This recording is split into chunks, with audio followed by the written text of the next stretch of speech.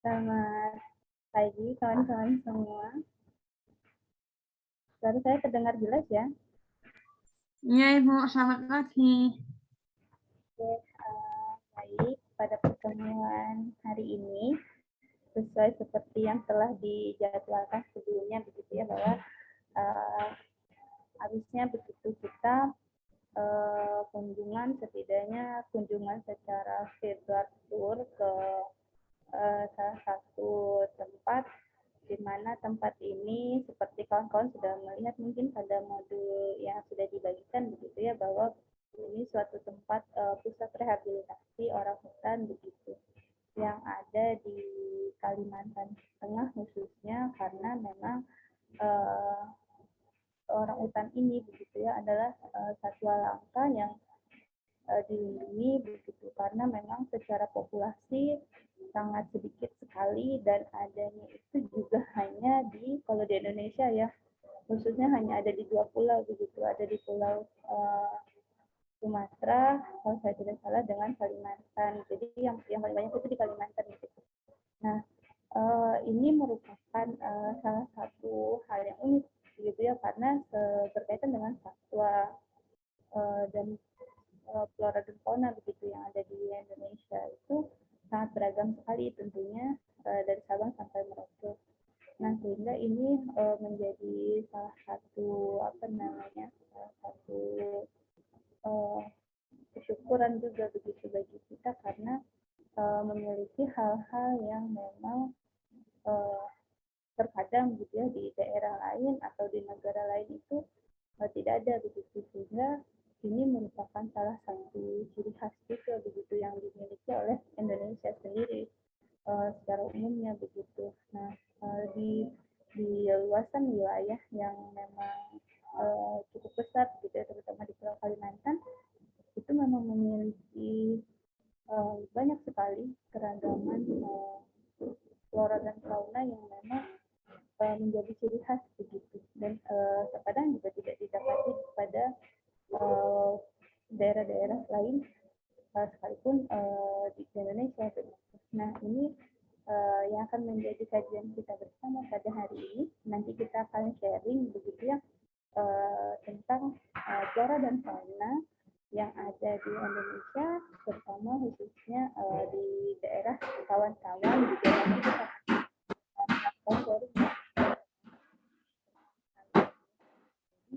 Kawan-kawan mungkin sambil bisa melihat ataupun sambil bisa mencari referensi lebih lanjut nanti sebagai bahan seri kita ya.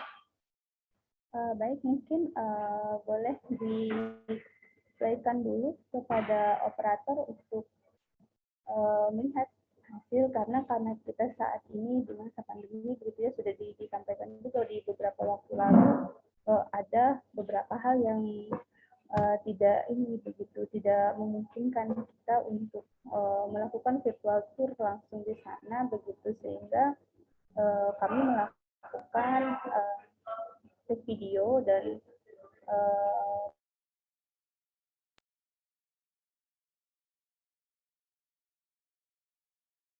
beberapa editing begitu dari video yang sudah di-record orang ya. Jadi untuk maka inilah begitu usaha yang bisa dilakukan sampai saat ini. Mungkin kita bisa melihat dulu, bisa mengulas, karena kemarin juga ditemani begitu ya oleh salah satu informan yang juga merupakan begitu pengelola dari arboretum itu sendiri. Boleh ya?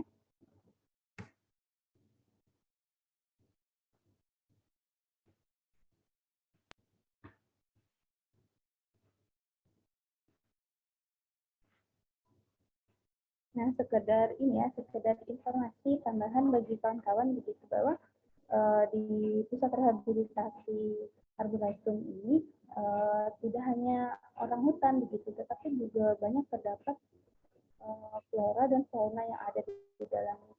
Nah, di situ juga ada beruang madu begitu. Beruang madu ini salah satu beruang gitu ya, yang terkecil di dunia, eh, dia tentunya begitu tidak hanya sebatas sebagai tempat pusat rehabilitasi orang hutan saja, tetapi juga di situ banyak begitu terdapat seperti burung-burung yang burung yang cukup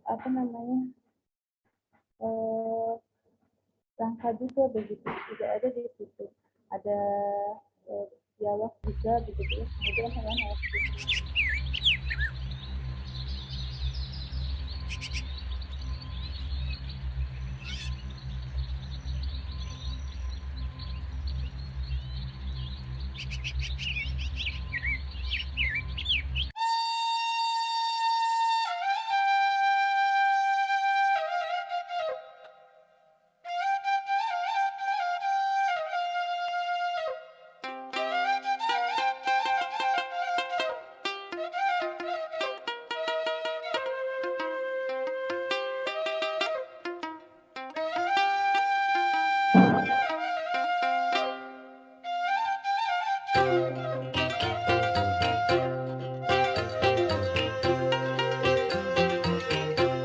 Anjur ikutin aja jelas akilat Apan papete tentang bahagia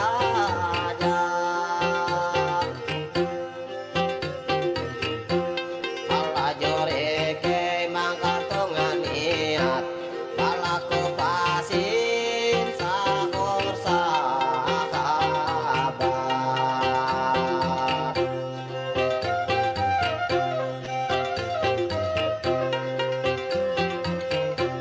Ukapan turung umbat tempurak Kenyang pasihan jela arusan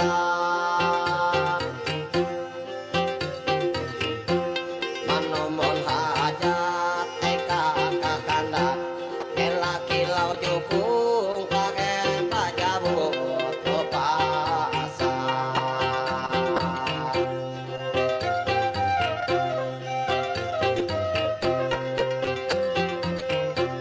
Amuranku beha satu bunga namanya Kapan manteka atang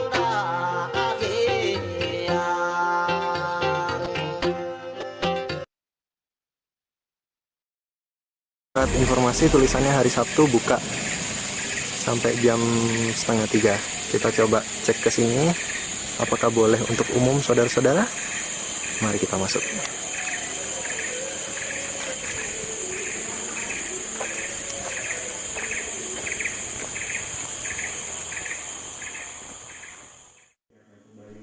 Ternyata di dalam tempat ini seperti suatu ruangan yang memberikan edukasi bagi para pengunjung seputar orang utan. Mulai dari pengenalan tentang organisasi BOS dan juga berbagai edukasi yang membuat kita sadar betapa pentingnya hutan bagi keberlangsungan hidup orang hutan. Supaya kita tahu bagaimana sih orang hutan itu di hutan yang baru, kemudian perkembangan dia seperti apa, dan cukup nggak makanan buat dia di hutan itu. Nah, di sini kalian bisa melihat berbagai dokumentasi dari kegiatan BOS selama bertahun-tahun dalam menjaga habitat orang hutan. Perlu kalian ketahui banyak sekali kegiatan-kegiatan pertambangan atau perkebunan sawit yang mengganggu ekosistem alam dan membuat habitat asli orang hutan ini musnah, sehingga mereka tergusur dan tidak jarang juga menjadi objek perburuan bagi orang-orang yang tidak bertanggung jawab. Sebab itu, organisasi BOS ini memiliki misi untuk menyelamatkan orang hutan tersebut dan merawatnya sampai bisa kembali lagi ke habitat alami yang baru.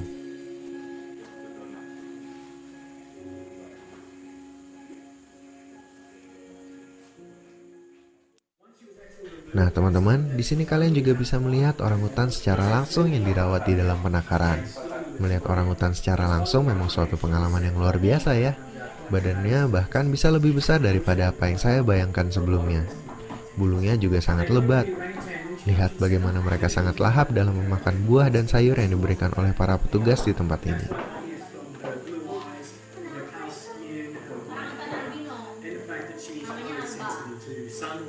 But when she got in, she wasn't doing very well. She was overweight. She was eating that 8.3 kilograms. She was frail, weak, dehydrated.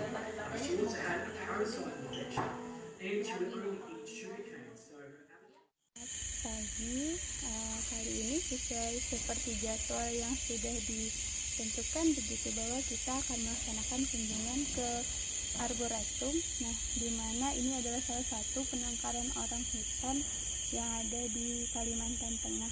Untuk detail lebih lanjut begitu ya, untuk mengetahui lebih dalam lagi apa aja sih yang ada di sini. Nah, kita sekarang sedang ditemani begitu oleh salah satu narasumber yang menceritakan nanti detailnya kondisi yang ada di sini. Mungkin izin Bapak boleh dikenalkan namanya?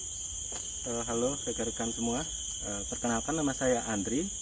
Saya adalah staf komunikasi di BOS Foundation di program reintroduksi orangutan Kalimantan Tengah di Nyaru Menteng. Nah, kita sekarang berada di pusat rehabilitasi ya.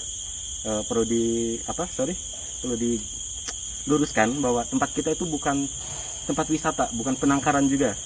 Kita adalah pusat rehabilitasi, di mana tugasnya kita adalah merehab orang hutan dan kemudian menggunakan metode reintroduksi untuk mengenalkan habitat aslinya, kemudian kita lepas liarkan. Kemudian kalau BOS Foundation sendiri, kita sudah berdiri sejak 1991. Kita memulainya di Semboja Lestari, itu di Kalimantan Timur. Kemudian tempat ini adalah salah satu yang terbesar juga di Indonesia, pusat rehabilitasi orang hutan. Kita membangun tempat ini tahun 99. Jadi di BOS Foundation kita punya 4 program. 2 berfokus untuk merehabilitasi orang hutan, ada di Semboja Lestari tadi dan di Nyaru Menteng ini. Kemudian 2 fokus di restorasi habitatnya. Kita punya di Mawas itu ya, kami bekerja di Mentangai, ada di Kapuas. Kemudian satu lagi di KJ7 itu di Kalimantan Timur, namanya PT Roy. Itu yang kami kerjakan. Berarti ini salah satu tempat rehabilitasi. Iya, gitu betul. Ya? Bukan tempat wisata. Begitu. Hanya kami menyiapkan pusat informasi. Fungsi pusat informasi adalah untuk masyarakat bisa belajar tentang orang hutan. Gitu. Baik. Mungkin kita sambil jalan ya Pak, Boleh. sambil lihat-lihat apa aja sih begitu yang ada di sini. Nah, boleh diceritain ini apa nih? Sepertinya setiap item ini punya edukasi sendiri. Iya, begitu. benar. Kalau di sini trivia apa aja sih yang kayak orang harus tahu tentang orang hutan gitu, bahwa mereka nggak suka sama cahaya, parfum, mereka suka tempat yang tenang gitu. Ada banyak hal sih yang orang hutan, mereka juga punya tanda kalau mereka tidak suka dengan manusia. Berarti ada semacam isyarat begitu ya, Iya, kalau mereka betul. tidak suka dengan sesuatu itu. Iya, betul, mereka juga punya feeling. Oke. Kemudian kita juga banyak kegiatan kita di sini, kayak ini beberapa kegiatan kita, ada fokus di kita, ada proses rilis, ada proses ini rehabilitasi, dan ini karantina ketika mereka baru datang. Kalau berarti ini prosesnya begitu ya, dari Iya. dari awal diselamatkan begitu hingga sampai tahapan apa ini? tahapan Pelepasan pelepas lagi. liaran Oh, finalnya kita. oke. Nanti saya akan jelaskan misinya kita. Kemudian ini prosesnya kita ketika kita melakukan apa yang terjadi di wilayahnya kita. Yang pertama misalkan ada penggunaan lahan di sini. Ya. Lahan orang hutan habitatnya sudah hancur. Kemudian apa yang terjadi di sana? Ada 2 kemungkinan. Ada konflik di sana. Ada orang hutan yang habitatnya hilang, terus konflik dengan masyarakat. Ada juga bayi-bayi yang kehilangan induk, yang dibunuh sama masyarakat, terus mereka jadi korban penjualan hewan ilegal kan. Yang kita lakukan rescue, terus kalau untuk yang bayi kita lakukan konfiskasi. Konfiskasi itu penyitaan. Jadi kita lakukan apabila dia sehat, untuk orang hutan yang dewasa, kita langsung pindahkan mereka ke habitat yang asli. Tapi kalau untuk yang bayi, misalnya dia sehat, kita akan bawa dia ke sekolah hutan. Dan kalau dia tidak sehat, kita lakukan karantina. Terus apabila dia sehat juga, dia divaksin. Tapi kalau misalnya dia ada penyakit yang kronis gitu, mereka akan dipindahkan ke sanctuary. Ini ada Suaka, Pulau Suaka. Nah, di sini mereka belajar di sekolah hutan, kemudian ke Pulau Prarilis, kemudian ini finalnya. Ya berarti ini bukan cuman manusia aja gitu ya belajar Iya. itu, tapi juga ada proses pembelajaran di orang hutan begitu agar Iya. bisa mengenali kembali habitat aslinya begitu. Iya kurang betul, dan lebih ya. prosesnya sangat-sangat panjang. Biasa dari satu tahapan ke tahapan ini tuh memakan waktu berapa lama gitu? Kalau dari awal kita rescue bayi yang di bawah 1 tahun, itu memakan waktu sampai rilis paling cepat 8 tahun. Lumayan Iya, panjang itu waktunya. waktu yang panjang untuk mengembalikan orang hutan itu kembali ke habitatnya. Kalau per tahapan sendiri mungkin Per dari tahapan sendiri kita menilai orang hutan itu dari kemampuannya, bukan dari usia. begitu. Jadi sama seperti manusia, walaupun seberapa pun usianya, kalau dia belum mumpuni, dia tidak akan naik ke tahap selanjutnya. Jadi sama seperti teman-teman juga yang belajar kan, persis seperti itu prosesnya. Oke. Berarti apa namanya jangka tadi itu tidak sama begitu ya di Iya, dilihat untuk setiap per individu orang. berbeda. Iya. Iya. Mungkin selanjutnya ini sangat menarik sekali begitu kawan-kawan. Nah ini orang hutan reproduksi kita ini adalah prosesnya. Kemudian kita juga punya sanctuary. Jadi fungsi sanctuary itu seperti yang saya jelaskan tadi, misalnya ada orang hutan yang punya apa ya, cacat fisik, terus dia udah terlalu tua di kandang dan tidak bisa kita lepas liarkan di alam, jangan pindah ke sanctuary kita. Kita punya pulau khusus, kita punya di daerah Pulau Pisau, di Pulau Salak namanya, di Badak Kecil. Jadi saya ceritakan detail dulu ya tentang Nyurumeteng ataupun BOS. Jadi sebenarnya misi kita tuh ada 3 R. Yang pertama adalah rescue tadi, ada di dalamnya kita nge-rescue orang hutan yang besar, terus konfiskasi. Terus yang kedua adalah rehabilitasi tadi yang kita lakukan, proses reintroduksi. Jadi di reintroduksi ini apa sih fungsinya sekolah hutan? Mungkin teman-teman juga penasaran kan, fungsi sekolah hutan itu mereka belajar apa aja gitu. Nah, kenapa harus ada sekolah hutan? Seperti yang kita ketahui, induk orang hutan itu dia akan mengajar anaknya sampai 8 tahun baru mereka pisah.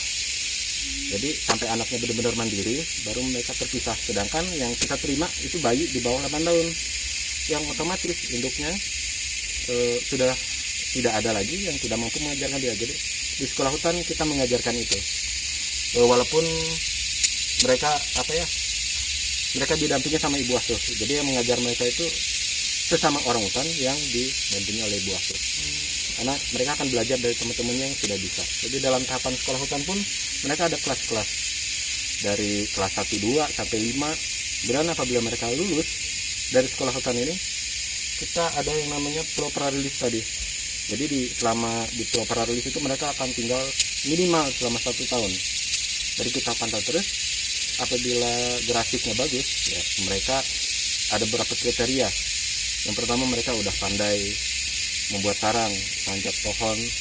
Mereka tahu dahan yang kuat dan tidak, mencari pakan alami. Nah, ketika itu sudah terpenuhi semua, maka mereka akan kita rilis. Itu yang paling terakhir. Poin dari pekerjaan kita itu melepas liarkan mereka kembali gitu. Terkait kelas tadi boleh diceritakan Pak, misalnya di kelas 1 gitu mereka ngapain aja, terus kelas 2-nya ngapain? Biasa kalau di kelas 1 mereka seperti anak-anak biasa ya, lebih banyak bermain ya, dipantau sama ibu asuh. Mereka masih manjat pohon tapi tidak terlalu tinggi. Seperti itu kegiatan-kegiatannya mereka, lebih banyak untuk memanjat pohon.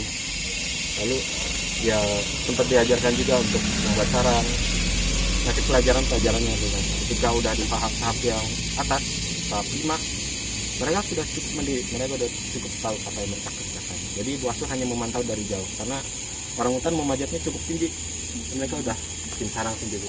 Ya, kalau kita melihat begitu ya, kalau misalnya tadi ada kerusakan lahan begitu, nah lalu Ya. kemudian habitatnya ini berubah begitu. Iya. Nah itu kan otomatis tidak hanya bayi-bayi orang hutan, tetapi Betul, juga ada yang orang besar. hutan yang udah dewasa gitu. Nah apakah ketika dilakukan tadi tahapan pembagian kelas itu, apakah itu juga dimasukkan di situ gitu? Kalau untuk orang hutan yang besar, ketika kita rescue dan dia liar, kita tidak, kalau dia sehat, kita tidak akan membawa mereka ke sini. Kita akan langsung pindahkan mereka ke alam liar, ke rumahnya lagi yang lebih bagus. Kecuali misalnya dia ada terluka dalam, ketika ada konflik dengan masyarakat kan ada juga yang luka, ada yang cedera. Jadi kita akan bawa ke sini untuk kita proses rehab lagi. Proses rehab itu proses penyembuhan saja. Setelah itu kita balikan lagi dia kembali ke alam. Karena kita berusaha untuk mengurangi kontak dengan manusia, sehingga sifat liarnya dia itu masih tetap terjaga ya. Karena seperti yang kita ketahui, orang hutan itu dia lebih mengandalkan kecerdasannya, intelijensitasnya dibanding insting. Kalau monyet dia ketika lahir udah bisa panjat pohon, tapi kalau orang hutan dia harus belajar dulu. Jadi ya dia harus belajar dari induknya. Itu tadi yang kita kerjakan di sekolah hutan. Ini berarti cukup panjang juga gitu. Cukup panjang ya. Makanya paling cepat itu 8 tahun. Dan itu tergantung lagi ya terhadap individu daripada si orang hutannya gitu. Iya. Ketika penyerapannya yang lambat, kemungkinan prosesnya juga akan lebih panjang lagi. Iya, benar. Oke. Berarti ini salah satu momen banget gitu ketika belajar orang hutan dan banyak hal yang tidak diketahui masih tentang bagaimana sih proses orang hutan itu gitu. Iya, benar. Karena kalau untuk orang hutan sendiri ya itu kebanyakannya adanya di Kalimantan. Kalimantan saja. Ada di Kalimantan dan di Sumatera. Ya, berarti termasuk binatang yang cukup langka gitu ditemukan di Sangat Indonesia. Iya. Oke, nah kalau ini sendiri? Ini sendiri tentang program tentang kita itu ada di kilometer 28 itu kilometer 30. Jadi kita udah dibangun sejak tahun 1999 kalau yang di Nyeru Menteng. 91 itu nasional. Jadi fokusnya kita itu menyelamatkan orang hutan Kalimantan saja. Nah, ini ada ibu asuh yang sedang membawa bayi orang hutan. Ini usianya sekitar 2 tahun. Kalau ini sudah cukup besar sekitar 5 tahunan. Nah, ini yang ada di pulau. Jadi mereka tetap kayak ketika di pulau Pararilis kita selalu support mereka dengan makan. Gitu ya. Oke. Kemudian proses yang terakhir itu tadi rilis ya. Kalau rilis kita kan merilis orang hutan ke alam liar. Itu tidak akan kita lepaskan begitu saja. Jadi di proses itu kita akan memantau mereka selama setahun lebih sampai eksklusifnya 1 tahun. Setelah itu selalu kita pantau. Jadi kita punya tim namanya post release monitoring. Jadi post release monitoring ini kerjanya untuk memantau orang hutan di lokasi rilisnya kita. Mereka harus melihat data-datanya seberapa bagus. Jadi sepanjang dirilis pun tetap dipantau begitu, ya, tidak dilepas. Tidak dilepas. Tangankan begitu. Semua prosesnya itu kita kerjakan terus menerus dengan kita kita nilai setiap prosesnya. Nah, itu apakah dianggaplah rumah baru begitu ya bagi orang-orang hutan ini. Nah, itu kan otomatis wilayah yang memang luas sekali begitu. Ya. Nah, bagaimana dengan proses pengelolaan itu sendiri? Kalau proses pengelolaan, karena kita merilisnya kita kerjasama dengan pemerintah ya. Kalau kita punya 3 lokasi. Yang pertama itu di hutan lindung Bukit Batikap, ada di Puruk Cahu, Murung Raya. Yang kedua kita ada di Taman Nasional Bukit Baka, Bukit Raya. Itu ada di Taman Nasional itu ada 2 lokasi rilis. Jadi kita bekerja sama-sama pemerintah. Kita membangun camp di sana. Jadi teman-teman tinggal di sana, mereka menilai memantau orang hutan kita. Jadi secara memang langsung gitu. Iya, dibantu sama masyarakat lokal. Okay. Jadi kita bekerja dengan masyarakat lokal. Nah, untuk di sana sendiri begitu, apakah sama seperti di sini prosesnya bisa dikunjungi untuk sharing keilmuan begitu, kemudian untuk penelitian mungkin apakah Kalau bisa? untuk penelitian bisa. Bisa. Tapi kalau untuk kunjungan biasa untuk bertamu tidak. Beda dengan di sini, orang bisa berkunjung ke pusat informasi untuk belajar. Sama di sana tapi untuk peneliti. Jadi untuk umum tidak. Tidak, oke. Karena memang pada dasarnya untuk rehabilitasi tadi ya, kemudian tempat kembalinya orang hutan itu sendiri ke proses habitat awalnya mereka. Iya, gitu, sehingga tidak bersentuhan dengan manusia. Benar, begitu. kami meminimalisir hal itu. Itu tadi yang kami kerjakan. Jadi kalau untuk penyakit sendiri begitu, apakah ada penyakit khusus yang dipunyai oleh orang hutan? Penyakit khusus ada beberapa sih. Contohnya air saks. Jadi orang hutan itu bagian jantan dia punya kantong udara untuk melakukan long call, itu sebuah tanda untuk menandai wilayah. Kadang ada yang namanya penyakit air saks. Jadi ada cairan di sekitar kantong. Kemudian kalau penyakit-penyakit yang lain hampir, karena ini ya orang hutan punya 57% DNA yang sama kayak manusia, otomatis penyakitnya hampir sama. Jadi ada yang kena malaria, dengue, terus hepatitis ada juga. Jadi penyakit-penyakitnya itu sama seperti Hampir manusia. sama seperti manusia begitu. Ya, itu alasan kenapa kami menutup pusat informasi. Jadi biar tidak ada kontak yang intens. Betul, terutama yang penyakit-penyakit yang udah menular seperti Betul. begitu ya. Dulu berarti- contohnya yang paling parah kan COVID seperti Iya. sekarang. Itu yang kami hindari sekarang. Berarti orang hutan juga bisa tertular COVID begitu. Potensinya ada potensi kena, bisa kena gitu. Tapi syukurnya kita masih belum. Gitu. Iya. Kita jaga prokesnya kita, jadi orang hutan kita sehat semua, bebas COVID. Untuk jumlah sendiri orang hutan yang ada di sini begitu khususnya berapa? Kalau yang sedang kita rehabilitasi itu sekitar 300-an. Terus itu yang ada di area kita ya, ada di sini. Terus kita punya di pulau juga, di 4 pulau tadi. Nah kalau yang untuk udah kita rilis, kita juga udah merilis 300 individu orang hutan di Kalimantan Tengah. Nah, itu Kalimantan Tengah begitu. Kalau untuk yang rescue itu beda lagi perhitungannya.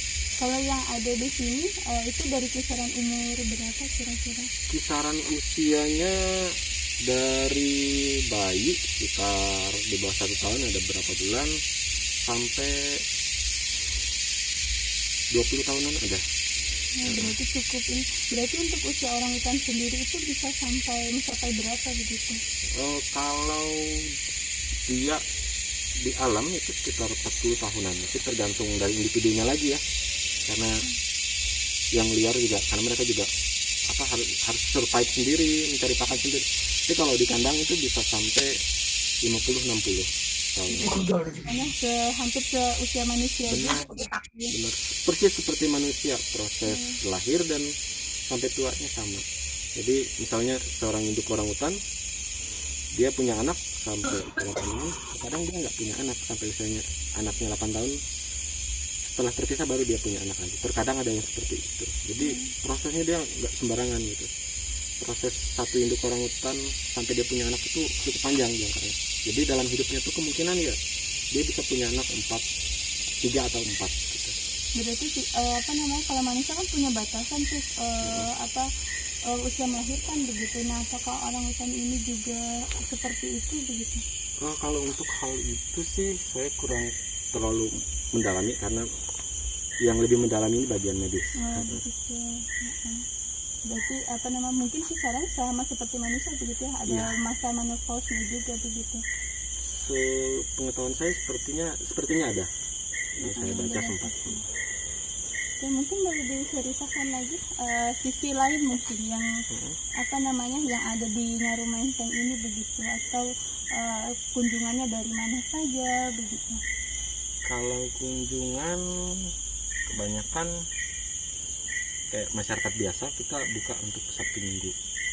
Jadi itu untuk pusat pembelajaran masyarakat. Tapi terkadang ada juga tamu-tamu yang ingin datang, kayak tamu-tamu penting, tamu-tamu negara ada juga yang datang. Kayak duta besar ada, terus ada juga pesohor juga pernah main ke sini belajar tentang orang hutan gitu. Karena tadi tempatnya cuma ada di Kalimantan saja begitu. Iya, orang hutannya ada di Kalimantan dan di Sumatera. Jadi untuk memang mendapatkan informasi benar-benar di tempatnya itu ya harus ke sini begitu ya. Iya, tapi bisa juga sih lewat website kita juga ada penjelasan bisa tentang datang orang hutan. langsung. Iya.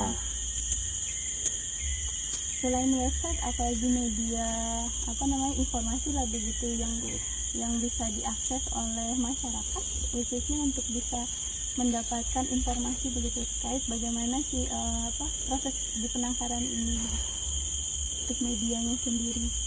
Untuk prosesnya kita kayak di pusat rehabilitasinya kita ya, Iya. orang-orang kalau pengen tahu gitu. bisa juga lewat Instagram, terus di Berarti ada Facebook. Instagram Iya. ya. Kita juga punya TikTok sekarang, jadi di YouTube juga kita punya. Kita namanya Boss Foundation. Gitu. Jadi kalau teman-teman juga bisa support kita, ada beberapa cara untuk support apa yang kami kerjakan. Yang pertama itu donasi, yang pasti bisa lewat bisa lihat di sosial media kita. Kemudian ada program adopsi juga. terus ada bisa beli merchandise-nya kita di Orangutan Shop di Instagram. Dan kalau untuk adopsi, kalau teman-teman tertarik tentang program adopsinya kita, itu teman-teman bisa adopsi bayi orangutan yang ada di sini. Bukan berarti orangutannya bisa dibawa pulang, enggak. Jadi teman-teman akan dapat eksklusif background ceritanya orangutan ini, si individu orangutan ini, kemudian fotonya. Jadi misalnya adopsi selama 1 tahun, teman-teman akan dapat update selama 3 bulan, setiap 3 bulan. Jadi dapat sepanjang foto, 1 tahun begitu. iya, Pak? dapat cerita. Kayak contohnya ada mana ya? Oh ini kayak si Bumi, ini orangutan namanya Bumi. Jadi teman-teman bisa adopsi si Bumi tuh, gitu. Dapat fotonya, terus dia selama di sekolah hutan belajar apa aja sih? Kita akan update terus cerita tentang si Bumi selama setiap 3 bulan. Berarti boleh diadopsi nih, barangkali teman-teman nanti ada yang mau begitu ya, bisa nanti langsung di IG, kemudian di Facebook juga Di Facebook ada juga, di website kita sih lebih lengkap lagi tentang data-data kita, berapa banyak yang kita kelola saat ini, berapa banyak orangutan yang udah kita rilis di 2 lokasi gitu. Untuk sumber dari orang utannya sendiri begitu, dari mana aja sih datanya?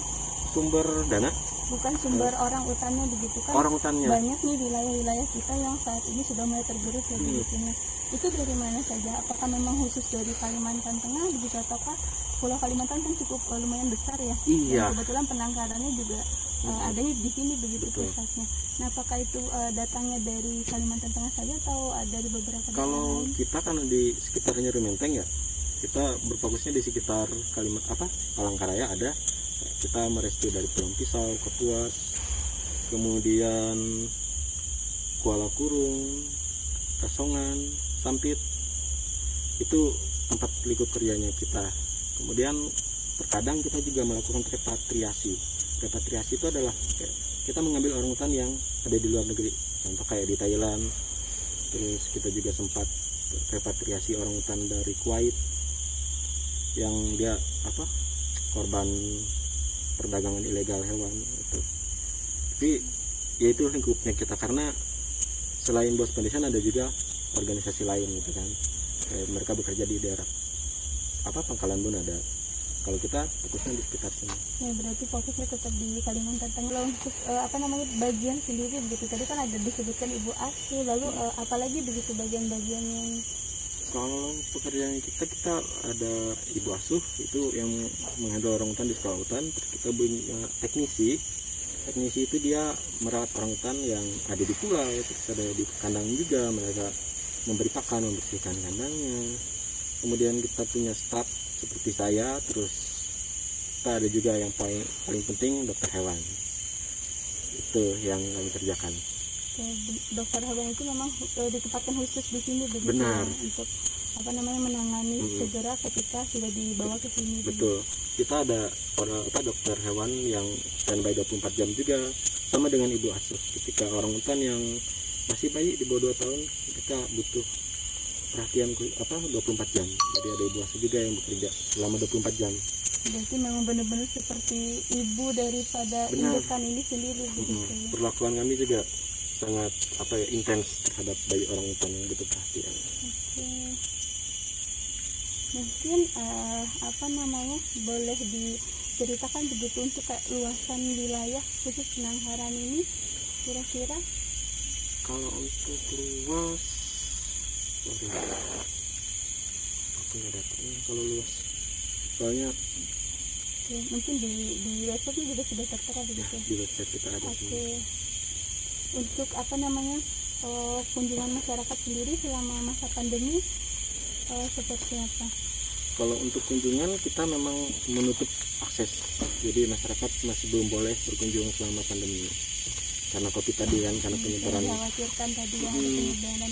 Kalau misalnya dari orang utannya sendiri bisa nggak kemungkinan begitu untuk menyebarkan ke manusia juga kalau misalnya ada yang kena?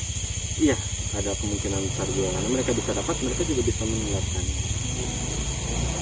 Baik, terima kasih banyak.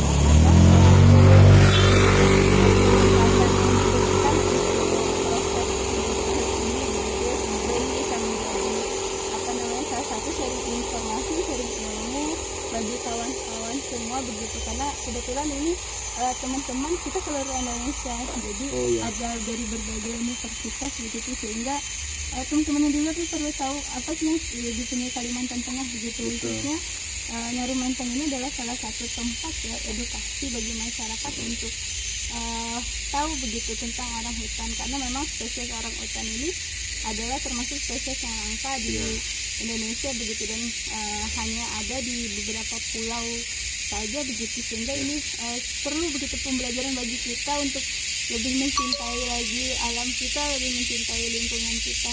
Baik, sekali lagi terima kasih banyak atas waktunya. Semoga lain kali ada kesempatan lagi untuk dapat berkunjung begitu ke sini, bisa belajar langsung. Mungkin teman-teman dari luar juga bisa ketika ada waktu dan bisa main ke sini begitu ya, bisa langsung belajar dan melihat bagaimana proses di penangkaran ini begitu. Baik, kira-kira begitu kawan-kawan kegiatan kita hari ini. Terima kasih banyak atas partisipasinya. Ketemu lagi di kegiatan selanjutnya.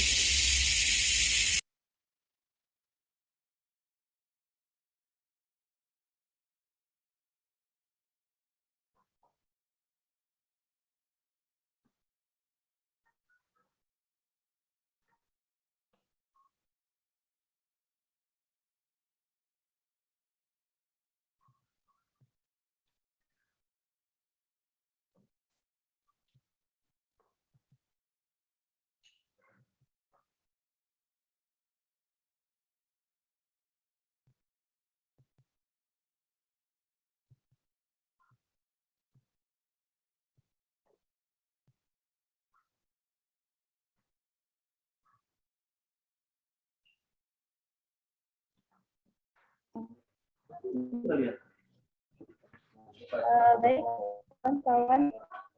Kalau saya terdengar jelas ya? Iya, Ibu. Oke, baik.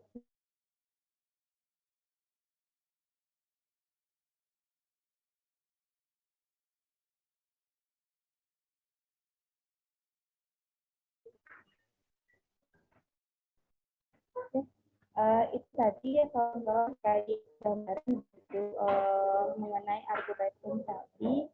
Nah, yang mana seperti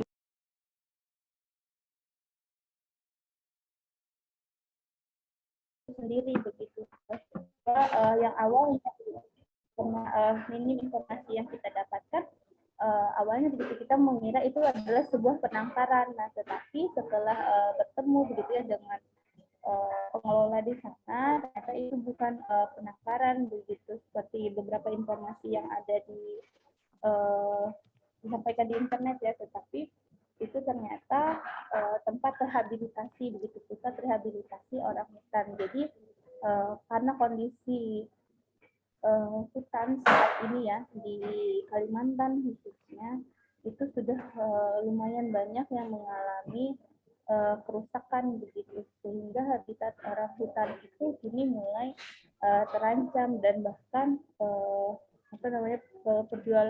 perdagangan ilegal begitu terkait orang hutan ini juga menjadi salah satu faktor sehingga ditemuilah begitu beberapa orang hutan yang perlu mendapatkan rehabilitasi, karena notabene begitu ya, mengapa mereka mengatakan itu bukan tempat wisata begitu, tetapi hanya sebagai pusat informasi bagi masyarakat mengenai orang hutan, karena pada dasarnya begitu ya, yang namanya orang hutan itu adalah orang binatang begitu, satwa liar yang hidupnya tidak bersentuhan dengan manusia begitu, sehingga ketika kita membicarakan ini sebagai suatu tempat wisata begitu, tentu itu menjadi pemikiran orang begitu ya, bahwa kita dapat mengunjungi orang hutannya begitu, tetapi di situ pusat informasi, kita boleh masuk ke dalam melihat kondisi yang ada di dalamnya begitu, seperti apa saja fasilitas yang disediakan seperti yang sudah kawan-kawan lihat tadi. Nah, sehingga kita bisa mendapatkan beragam informasi terkait bagaimana kehidupan orang hutan begitu ya. Tadi juga disampaikan bahwa di situ begitu terdapat sekolah alam, yang mana sekolah ini diperuntukkan untuk orang-orang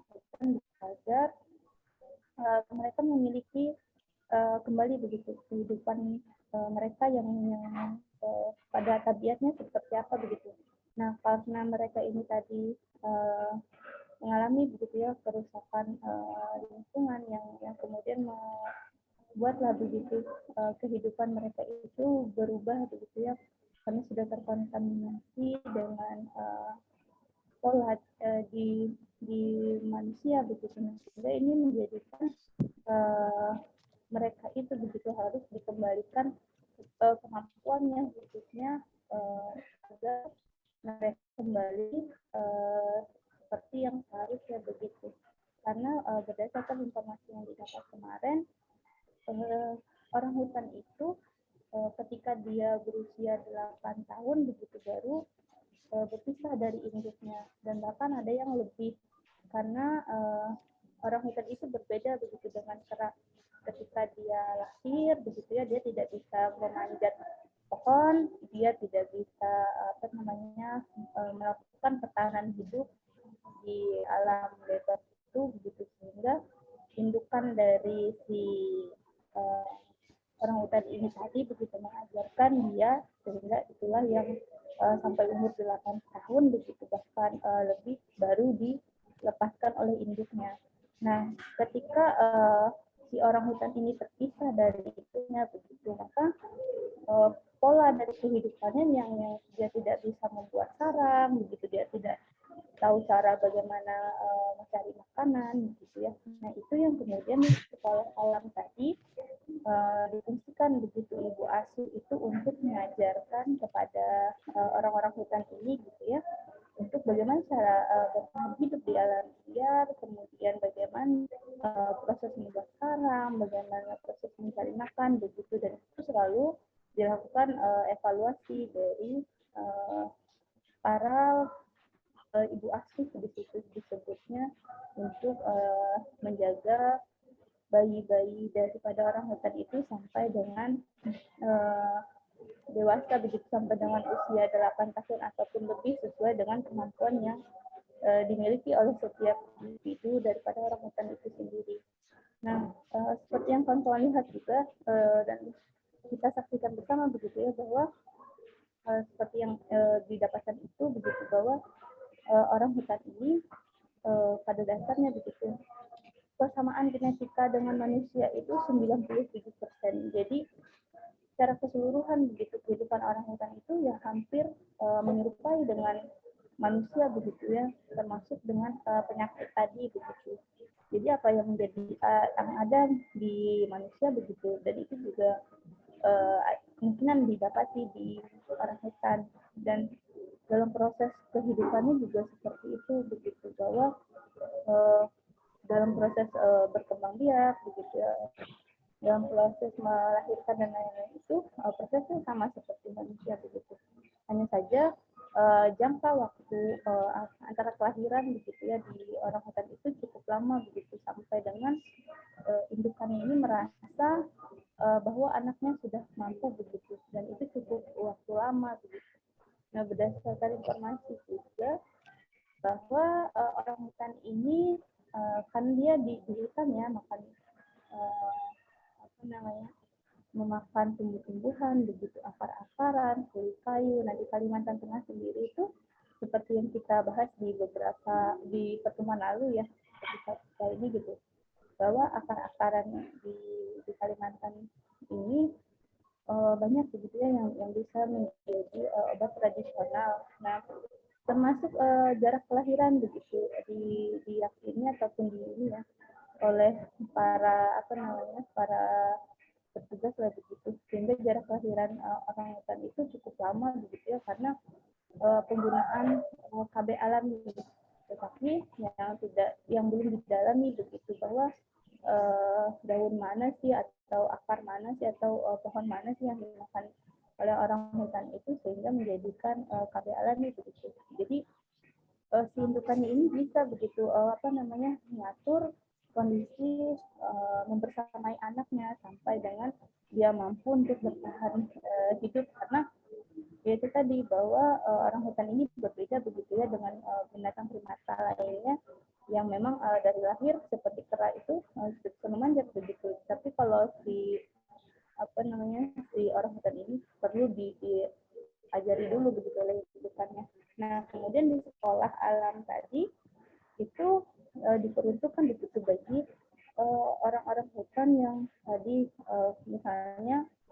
kebanyakannya mati begitu ya karena kebakaran hutan, kemudian apa namanya beragam lah begitu penyebabnya yang membuat si orang hutan ini tadi, bayi orang hutan ini terpisah begitu dengan induknya. Nah itu yang kemudian dilakukan rehabilitasi agar dia bisa bertumbuh kembang itu sesuai dengan bagaimana sih kehidupan orang hutan begitu. Jadi dalam proses sekolah tadi seperti yang sudah disampaikan oleh Pak juga bahwa apa namanya ada kelas-kelasnya begitu. Nah yang membuat orang hutan ini dilihat perkembangannya gitu ya sudah sejauh mana dia bisa melakukan begitu penyerapan terhadap ilmu untuk bertahan hidup. Nah tidak dipungkiri juga begitu ada juga karakteristiknya yang karena seperti manusia ya, jadi karakteristik orang hutan itu ada juga yang usil gitu, kemudian ada yang apa namanya manja begitu. Nah ada juga yang sampai kabur, jadi ketika musim kemarau begitu ya, dia bisa menyeberangi sungai karena kan di sini apa setiap daerah begitu ya hampir dikelilingi oleh ragam sungai begitu, anakan sungai. Nah, sehingga kalau ketika airnya pasang itu tidak apa namanya tidak bisa dilewati begitu, tapi ketika airnya surut nah itu memungkinkan begitu untuk mereka bisa melewatinya, sehingga ada juga begitu yang kabur karena ini kan dilakukan evaluasi setiap saat sehingga ketahuan lah begitu di dalam kelas juga begitu gitu, sama seperti manusia juga ada yang usil gitu, ada yang main-main ke ini ke tempat apa namanya ke tempat kelas lainnya begitu. Oke, baik. Ini sudah masuk salah satu namanya. Oh, Anissa. Oke, Anissa, silahkan untuk disampaikan langsung pertanyaannya.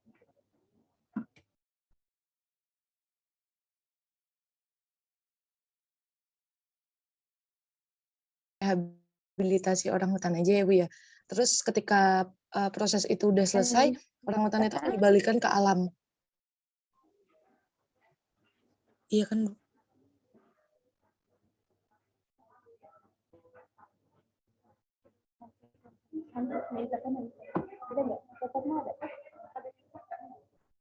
Namun ketika dia dikembalikan ke alam atau habitat aslinya kan sebenarnya juga malah ini nggak sih Bu, kayak Bentar ya.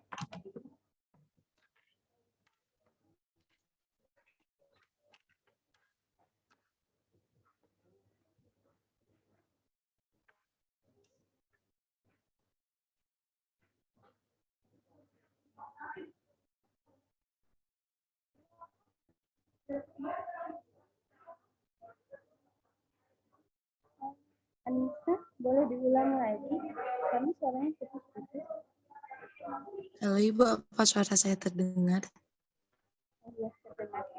Iya, tadi kan sempat dijelaskan kalau misalkan itu hanya tempat rehabilitasi, di mana jika proses rehabilitasi itu selesai, orang hutan itu bakal dikembalikan ke habitat aslinya lagi kan Bu? Padahal sebenarnya manusia orang hutan ini tuh ditaruh di tempat rehabilitasi ini juga salah satunya akibat manusia juga gitu. Kayak misalkan tadi dijelaskan dari perburuan atau kayak hutan yang sekarang kayak udah mulai dihilangkan atau ditebas sembarangan gitu kan. Nah, ketika rehabilitasi mereka itu selesai kan dibalikan lagi ke habitat aslinya. Tapi bukankah kalau dengan cara kayak gitu tuh malah ada kemungkinan si orang hutan ini bakal diburu lagi ya Bu? Atau ada tempat memang yang kayak hutan dilindungi yang memang benar-benar nggak ada yang megang gitu atau gimana sih? Jadi prosesnya panjang gitu. Jadi mereka itu disekolahkan itu 8 tahun. Jadi di pusat rehabilitasi itu pun perlu waktu panjang begitu ya. 8 tahun itu tidak sebentar. Jadi sudah tahapannya begitu ya. Ketika mereka sudah selesai begitu mau dirilis kembali. Nah di Kalimantan itu ada 2 tempat yang memang tugas dari orang hutan ini gitu. Jadi ada khusus hutan yang memang menjadi pusat begitu untuk pengembalian ke habitat aslinya begitu ya. Dan tempat ini itu terdapat dua, kalau di Kalimantan ada di Kalimantan Timur dan di Kalimantan Tengah. Yang di Kalimantan Tengah sendiri itu ada dua. Jadi yang ini Ghost Foundation ya. Jadi yang dari Ghost Foundation ini menggawangi dua tempat begitu. Ada di satunya ada di Katingan, satunya ada di Kabupaten Barito Utara. Nah, jadi ini adalah hutan yang memang dikhususkan begitu untuk pengembalian, untuk merilis kembali hutan ini begitu, dan itu tidak tersentuh dan tidak diperbolehkan begitu karena dia merupakan hutan lindung yang dipunyai oleh pemerintah begitu ya, yang memang ditujukan begitu untuk pelestarian daripada orang hutan ini sendiri. Jadi tidak kembali ke awal tempat yang diambil gitu, tetapi ada tempat khusus disiapkan untuk bisa begitu ya mengembalikan ekosistem daripada kehidupan si orang hutan ini. Jadi orang hutan itu juga karena kan yang diambil ya dari tempat tempat asal dia itu kan beragam, bukan cuma bayi begitu, tapi juga ada yang dewasa. Nah, tetapi proses penanganannya beda. Kalau misalnya yang dewasa itu dia lebih dikurangi begitu antara kontak dengan manusia. Kenapa? Karena agar tidak mengurangi sifat keliaran daripada orang hutan itu sendiri begitu. Jadi mereka cuma melakukan observasi. Kemudian kalau berdasarkan observasi itu si orang hutannya begitu tidak perlu mendapatkan penanganan yang lebih intensif begitu. Mereka langsung melepaskan memindahkan gitu ya, dipindahkan ke tempat yang baru yang lebih bagus begitu untuk kehidupan orang hutan itu. Itu yang menjadi tempat ataupun rumah untuk kehidupan selanjutnya begitu.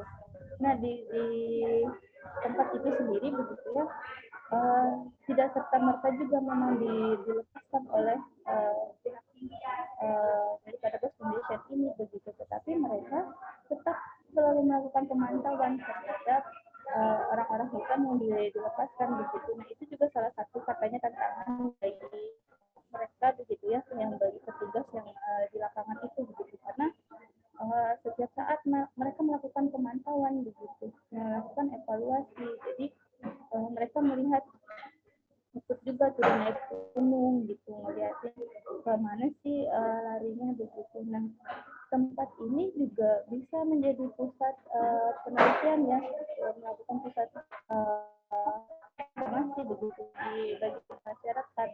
Jadi boleh begitu ya untuk melakukan proses seperti yang kita lakukan begitu, proses pembelajaran itu bisa, proses penelitian itu bukan itu penelitian, dia lebih kepada karena tidak langsung berhubungan juga dengan orang hutannya begitu, tapi melihat itu dari kejauhan, mengamati dari kejauhan begitu bagaimana kehidupan akhirnya para orang hutan ini di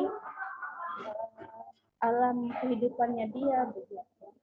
Jadi khusus ada tempat khusus yang disediakan oleh pemerintah. Jadi Ghost Foundation ini seperti suatu yayasan begitu ya, yang dulunya diputuskan oleh orang luar. Nah, dia itu sempat 4 tahun menjadi relawan begitu yayasan juga yang memang ini begitu menangani orang hutan. Lalu kemudian dia berpikir untuk mendirikan sendiri begitu. Jadi melakukan pada orang-orang tersebut begitu. Lebih seperti silahkan yang lain aja.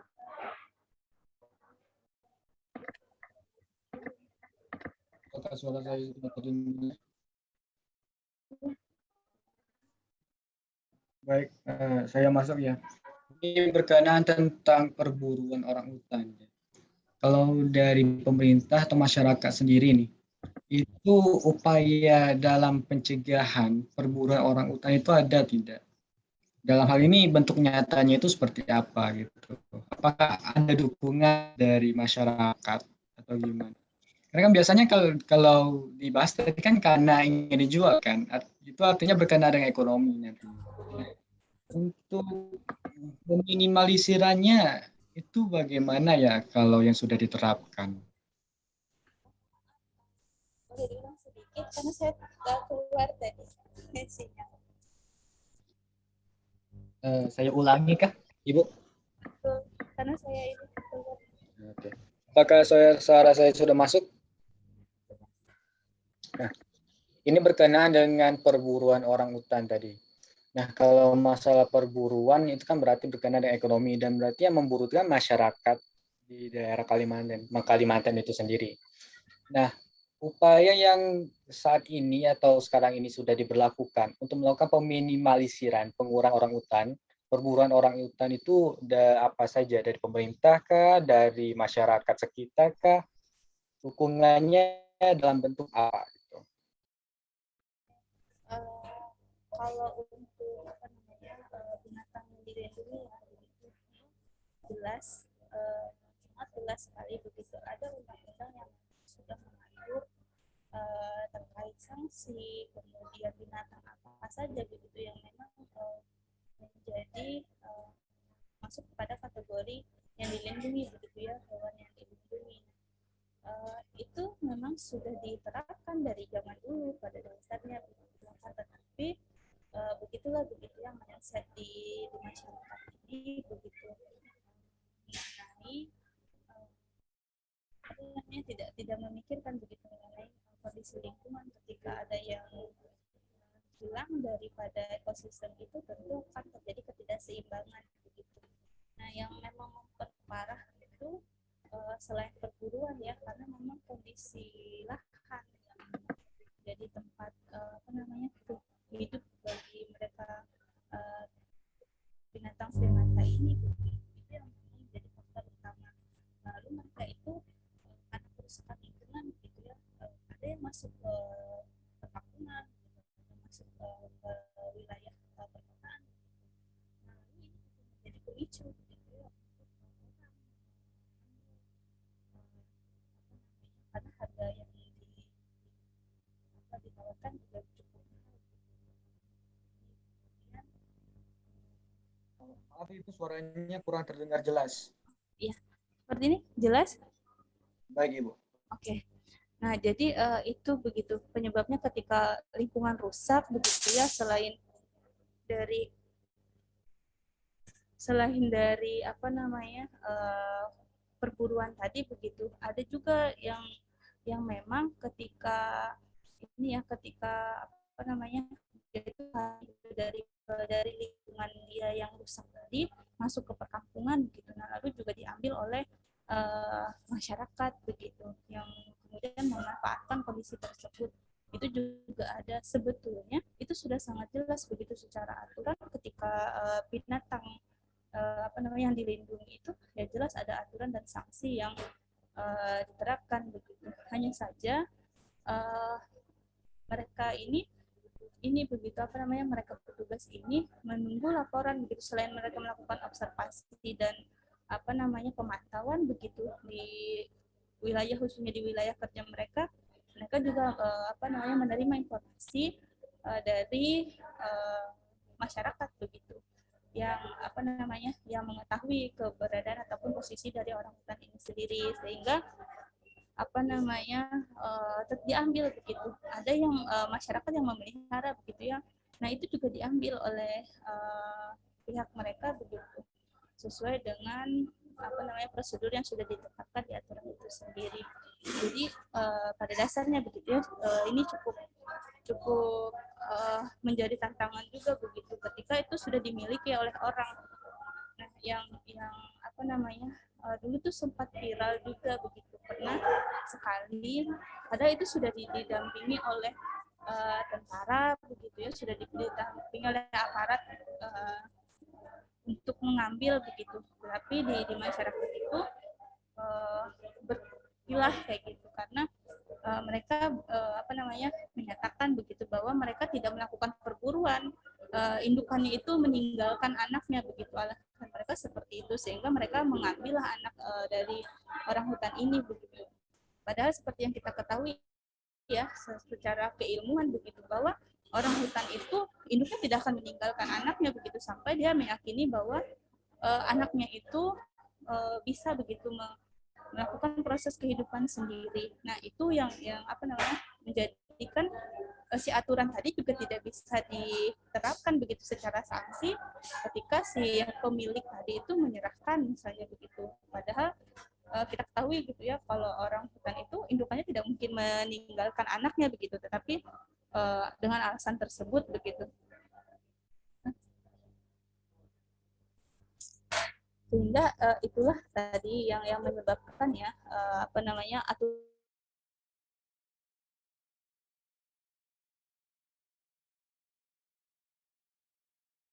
begitu. Namun di Indonesia begitu ya, ada undang-undang yang memang mengatur, dan tidak hanya orang hutan begitu, pokoknya semua binatang yang dilindungi itu sudah ada aturan yang memang sangat jelas begitu. Cuman untuk aturan sendiri terkadang tangan itu ya masih dalam artian itu tidak saklek begitu diterapkan, tapi karena memang pada orientasinya begitu ya, bukan berorientasi kepada bagaimana pemberian sanksi terhadap orang-orang yang ini begitu, akan tetapi ketika mereka mau menyerahkan begitu ya, dan itu bisa diselamatkan begitu. Nah, karena ini kita kemarin mendatanginya ke pusat rehabilitasinya, jadi untuk informasi bagaimana proses penerapan itu tidak bisa kita gali lebih dalam begitu, karena memang bukan kewenangan dari mereka. Mungkin nanti bisa kita di ya, kalau misalnya ada menemukan lagi begitu tempat yang memang bisa memberikan informasi lebih dalam lagi terkait hal ini. Begitu Arif Muhammad. Silahkan Heni.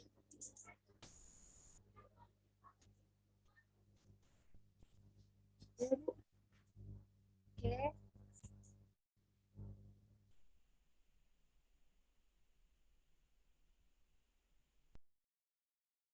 Jadi di juga ada organisasi yang menyelamatkan satwa liar sejenis orangutan dan juga kuka. Namanya itu IAR. Lalu ada juga yang kayak Pongo Rangers, itu kayak khusus ke orangutannya aja, Bu. Di sana juga kurang lebih kegiatannya sama seperti yang diceritakan di video tadi. Mereka itu kayak melakukan penangkaran dan melatih orangutan supaya bisa nanti kalau udah dilepas ke hutan itu mereka bisa kayak hidup mandiri, bisa mencari makan sendiri dan bisa bergerak sendiri. Kemarin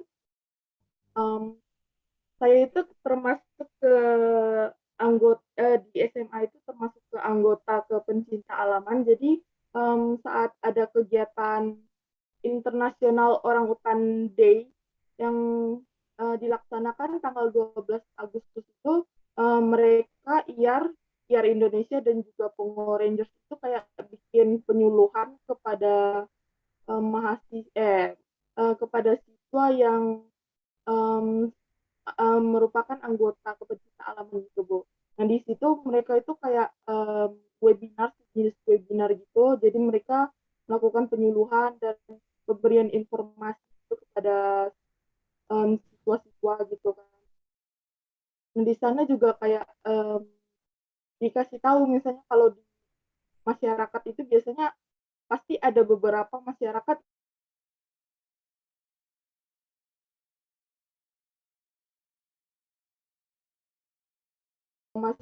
itu pasti kayak dikabarin. Jadi Ya, Bu. Suaranya terputus-putus.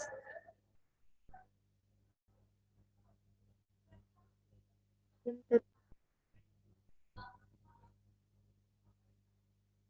Halo? Halo? Ya, udah masuk. Silahkan lanjutkan.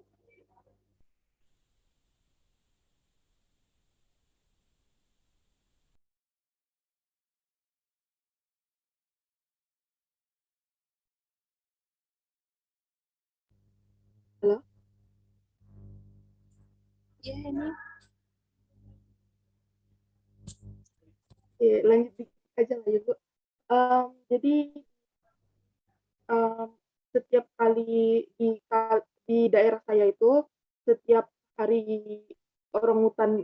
hari internasional orang hutan day itu bakal kayak diadain penyuluhan gitu sih, Bu. Enggak sampai ke tempat penangkaran, enggak sampai nunjukin kayak orang hutannya, cuma kayak dikasih tahu penyuluhan aja ke siswa-siswa gitu. Kemarin tuh yang saya ikut itu di sekitar tahun 2018. Itu ada beberapa SMA sih yang ikut tuh. yang memang diadakan secara nasional itu ya. Ini Ya, Bu. uh, silakan lanjutkan aja. Udah, Bu. Oke, terima kasih ini sharing informasinya begitu ya. Nah, itu juga salah satu memang kegiatan yang dilakukan begitu oleh organisasi-organisasi ataupun yayasan yang bergerak dalam proses uh, rehabilitasi lah begitu bahasanya bagi orang hutan.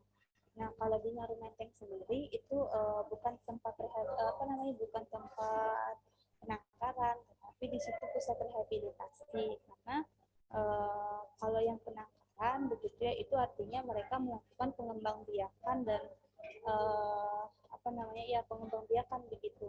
Nah, sementara informasi yang didapat kemarin seperti yang diketahui begitu ya bahwa orang hutan ini dia harus berusia di atas 8 tahun begitu baru dia bisa memahami bagaimana sih proses hidup begitu ya, bagaimana cara membuat sarang, bagaimana mencari makanan, bagaimana sarang yang kuat begitu untuk mereka bertahan hidup. Nah, pernah kejadian katanya itu orang hutannya itu masih masih cukup muda lah begitu, kemudian hamil lalu melahirkan anak orang hutan. Nah, karena ketidakmatangan dia tadi di dalam proses pemahaman di dalam kehidupan itu, anaknya ditinggalkan begitu sehingga tidak terurus karena dia sendiri juga masih belum memahami begitu bagaimana cara bertahan hidup, bagaimana pola kehidupan orang hutan itu begitu sehingga pada arboretum ini tidak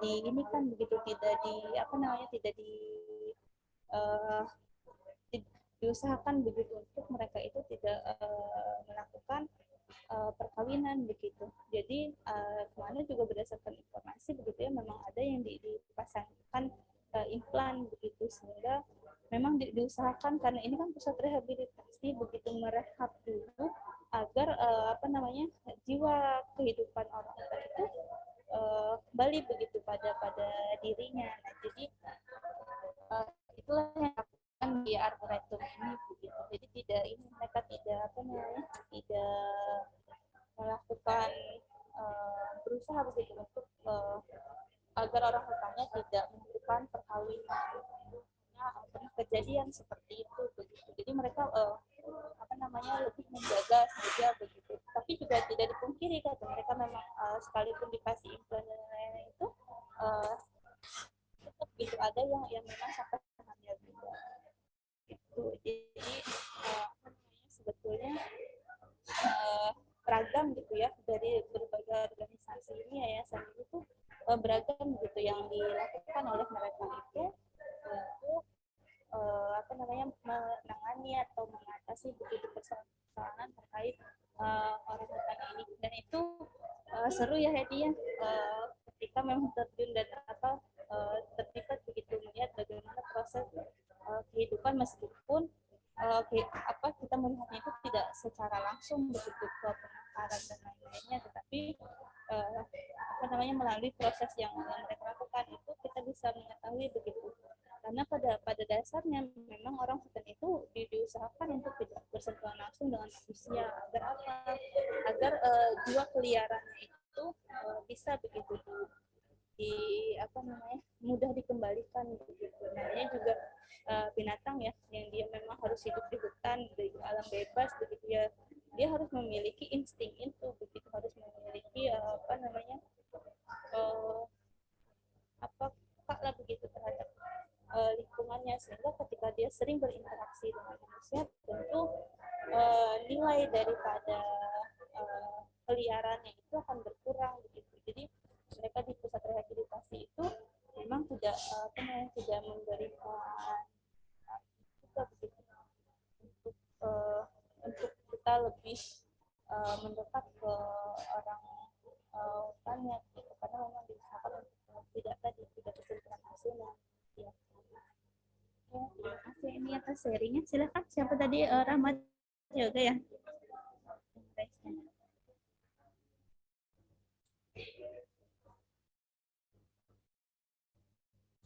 Silakan.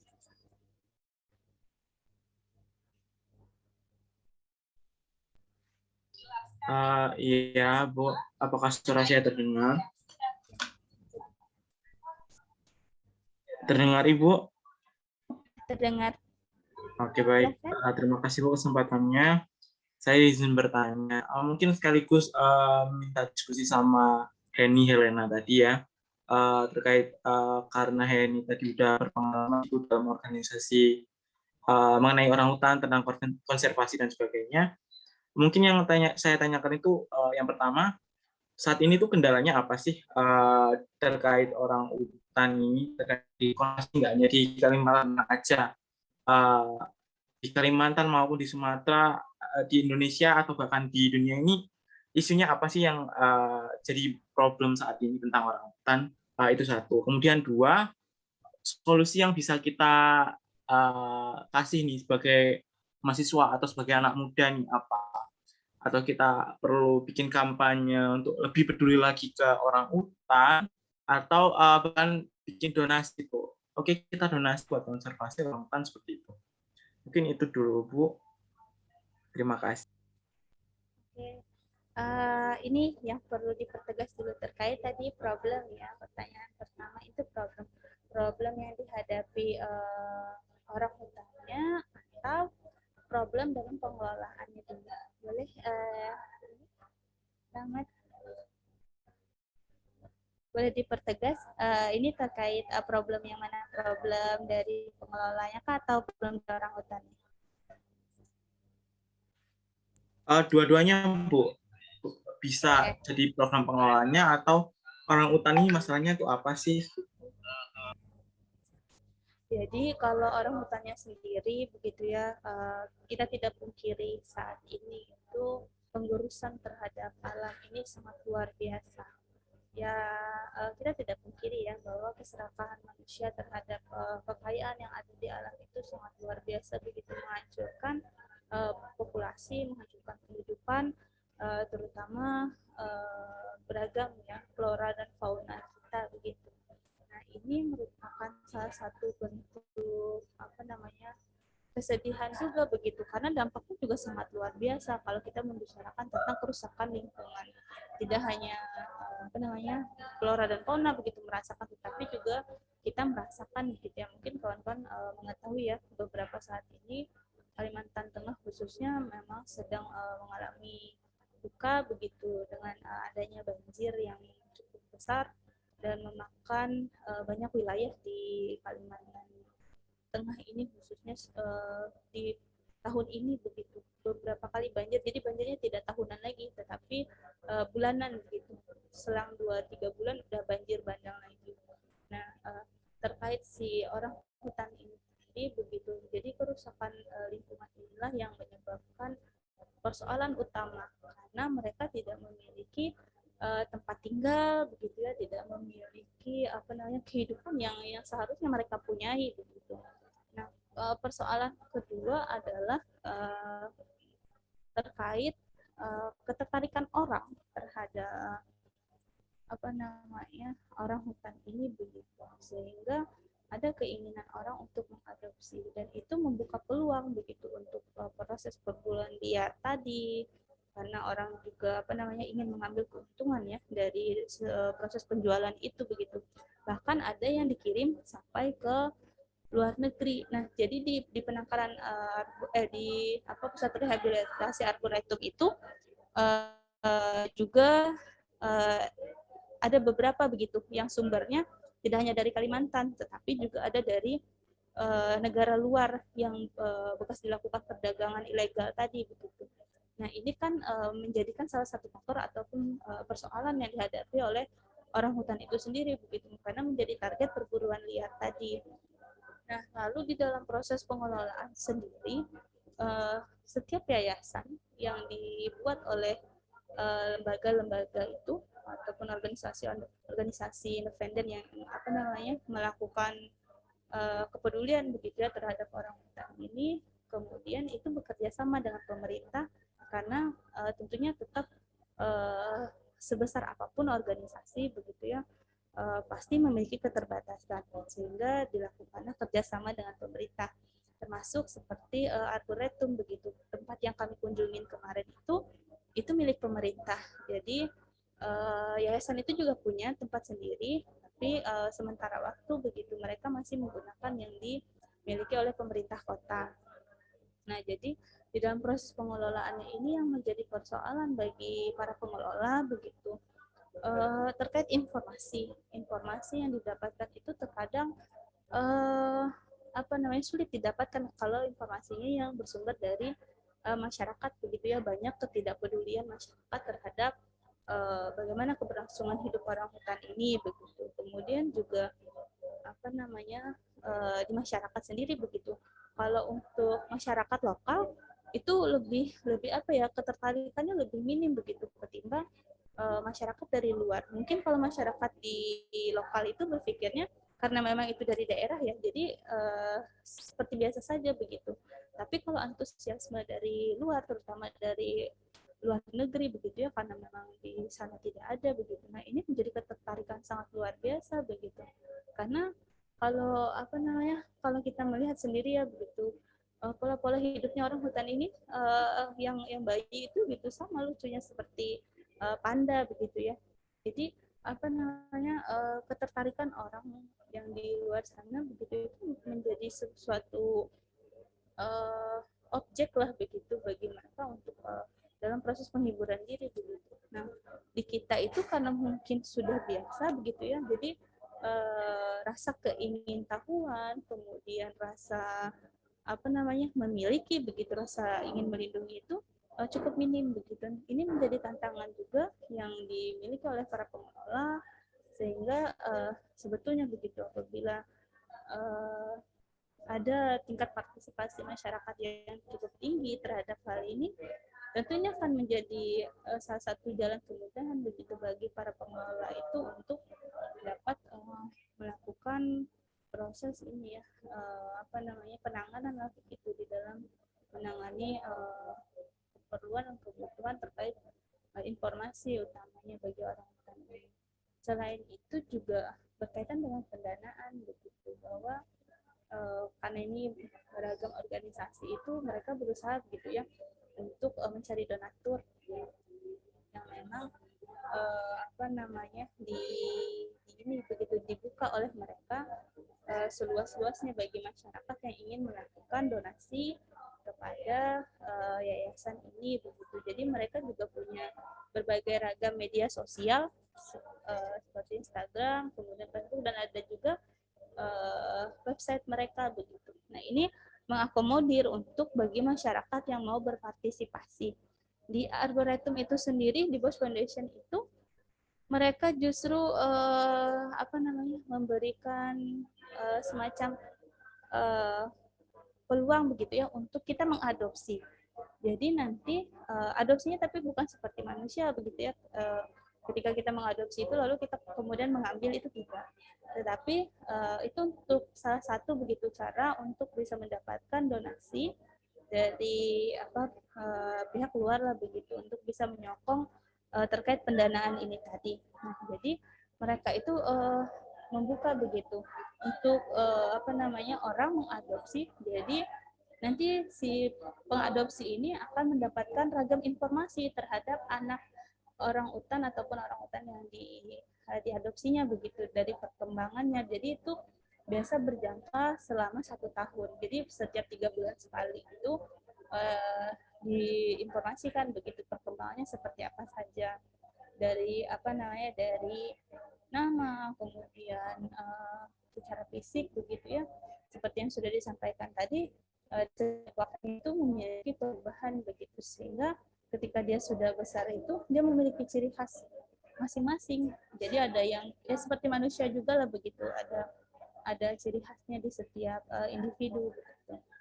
Nah, itu yang menjadi tantangan ataupun menjadi hambatan lah begitu bahasanya di dalam proses pengelolaan orang hutan ini. Jadi seperti yang dipertanyakan tadi, apakah kita perlu mengkampanyekan begitu? Saya pikir sebagai orang muda begitu ya, sebagai penerus bangsa, ya kita memiliki kewajiban dan kita memiliki andil harusnya untuk bisa terus menjaga, melestarikan bagaimana begitu apa yang dimiliki oleh negara kita itu tetap ada dan terus bisa terjaga begitu. Dan salah satu juga adalah melalui donasi begitu. Kemarin juga disampaikan oleh pihak ini ya, dari yang pengelolanya begitu, bahwa kalau mau melakukan donasi itu bisa sekali begitu, bisa melalui website tadi, kemudian bisa melalui media-media sosial yang resmi yang mereka miliki begitu. Jadi kurang lebihnya seperti itu. Mungkin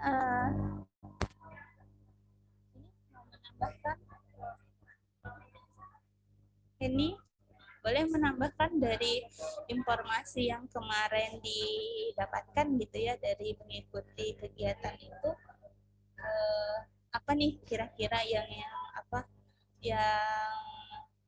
menjadi motivasi lah begitu untuk mengatasi persoalan-persoalan yang ada ini. Silakan ini.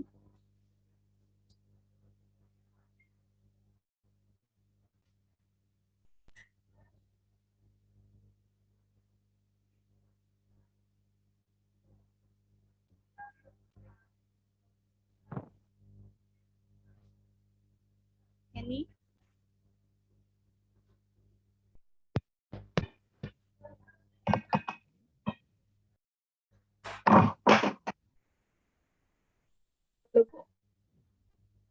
ya, silakan mungkin bisa sampaikan sharing pengalamannya begitu, apa sih yang didapatkan begitu ya kemarin di kegiatan pecinta alam itu begitu, terkait bagaimana sih bisa kita ini ya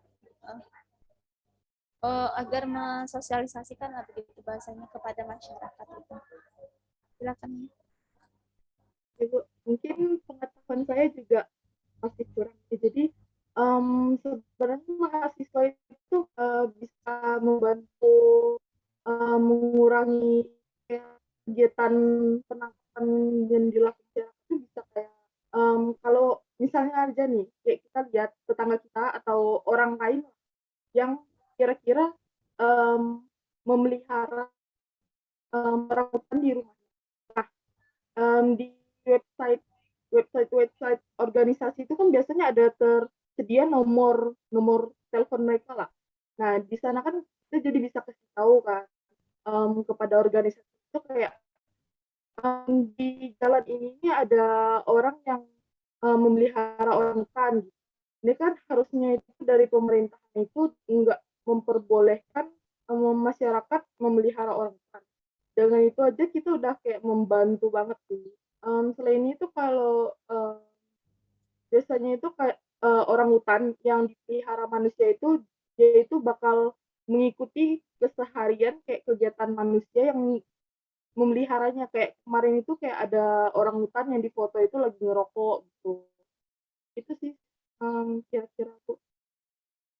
Ya, jadi jatuhnya kayak terkontaminasi gitu ya sama sama pola-pola hidup manusia begitu ya. Jadi apa namanya keaslian daripada orang hutan itu sendiri jadi ini ya, jadi nilainya berkurang begitu, sehingga ketika mereka kembali ke habitat aslinya tentu tidak bisa begitu, karena dia tidak bisa menyesuaikan kehidupannya. Nah mungkin itu tadi tanggapan dari ini ya. Terima kasih atas sharing informasinya. Betul seperti yang saya sampaikan juga begitu, bahwa minim informasi masyarakat itu kadang-kadang masa bodoh begitu dengan kondisi lingkungan, sekalipun mengetahui kadang-kadang malas untuk membantu melaporkan karena takut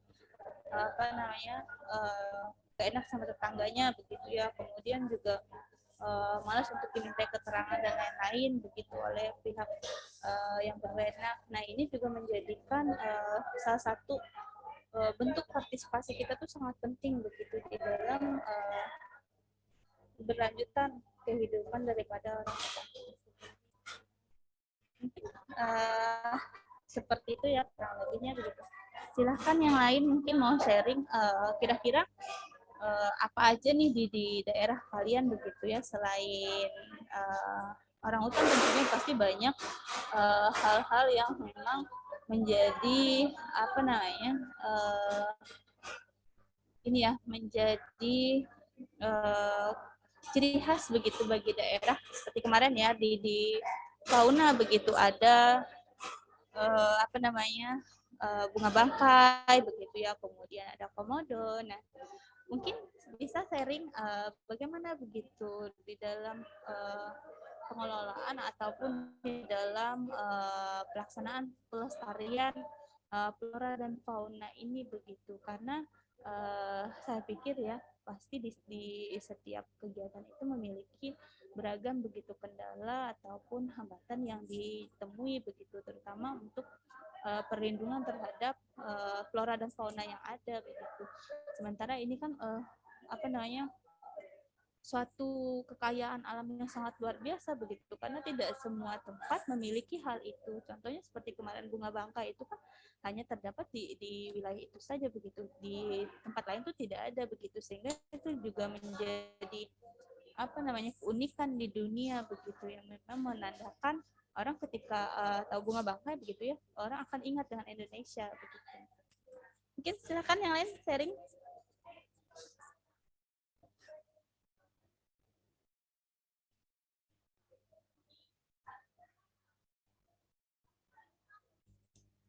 Andini mungkin boleh diceritain nih di daerahnya gitu ya, ada apa aja sih yang menjadi ciri khas begitu, terutama di flora dan faunanya.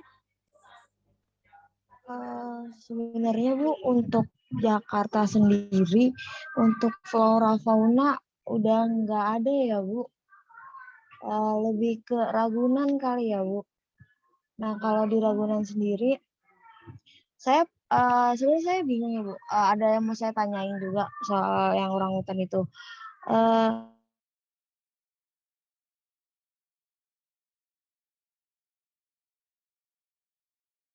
Ada orangutan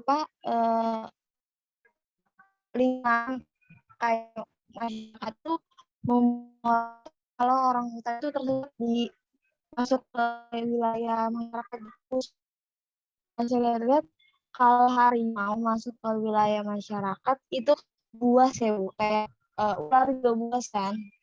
Tapi kenapa orang hutan ini ditakuti gitu Bu, yang mau saya tanyain dari tadi. Gitu. Baik, terima kasih Andini. Orang hutan Andini, orang hutan itu kenapa ditakutin gitu ya, karena ini kekuatan orang hutan itu 8 kali kekuatan manusia. Jadi manusia itu misalnya memiliki kekuatan paling kuat begitu.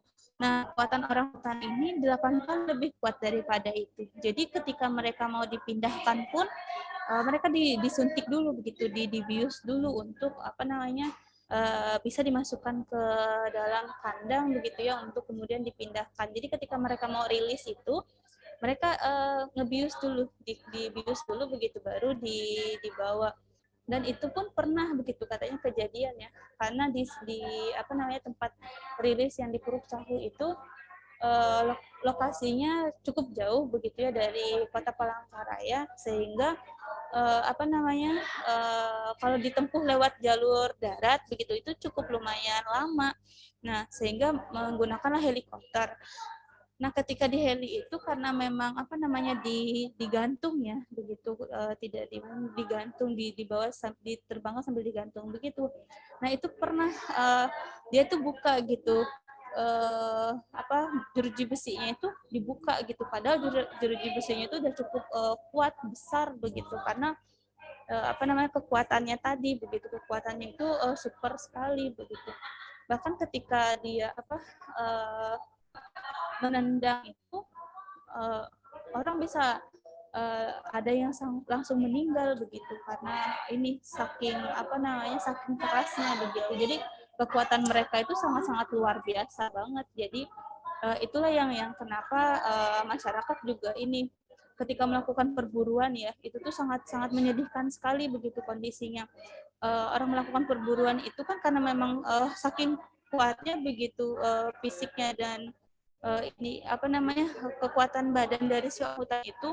Jadi pernah ditemukan begitu orang itu menembaknya pakai ini ya senapan angin itu. Nah, itu tuh ada sekitar 30 sampai 40-an peluru begitu ya yang masuk di badannya begitu. Dia tidak mati tetapi apa sempat diselamatkan begitu. Karena orang kan memburu itu mengambil anaknya, tidak yang dewasa begitu. Jadi indukannya itu dibunuh biasa sama si pemburu ini begitu. Nah, itu kebetulan ditemukan dia sempat diselamatkan begitu. Tetapi di badannya ini banyak sekali peluru. Jadi ada yang memang bagian-bagian yang bisa diambil begitu ya, yang kemudian itu membahayakan kalau misalnya didiamkan begitu, maka itu diambil begitu. Tetapi bagian yang dianggap dirasa masih apa namanya masih mengganggu begitu untuk proses kehidupan, nah itu dibiarkan. Dan itu sangat menyedihkan sekali begitu ketika kita melihat kondisinya yang tidak mati. Nah, ini juga menjadi apa namanya menjadi ketakutan bagi masyarakat begitu ya ketika dia masuk ke perkotaan ataupun di pedesaan itu, sehingga orang rame-rame gitu mau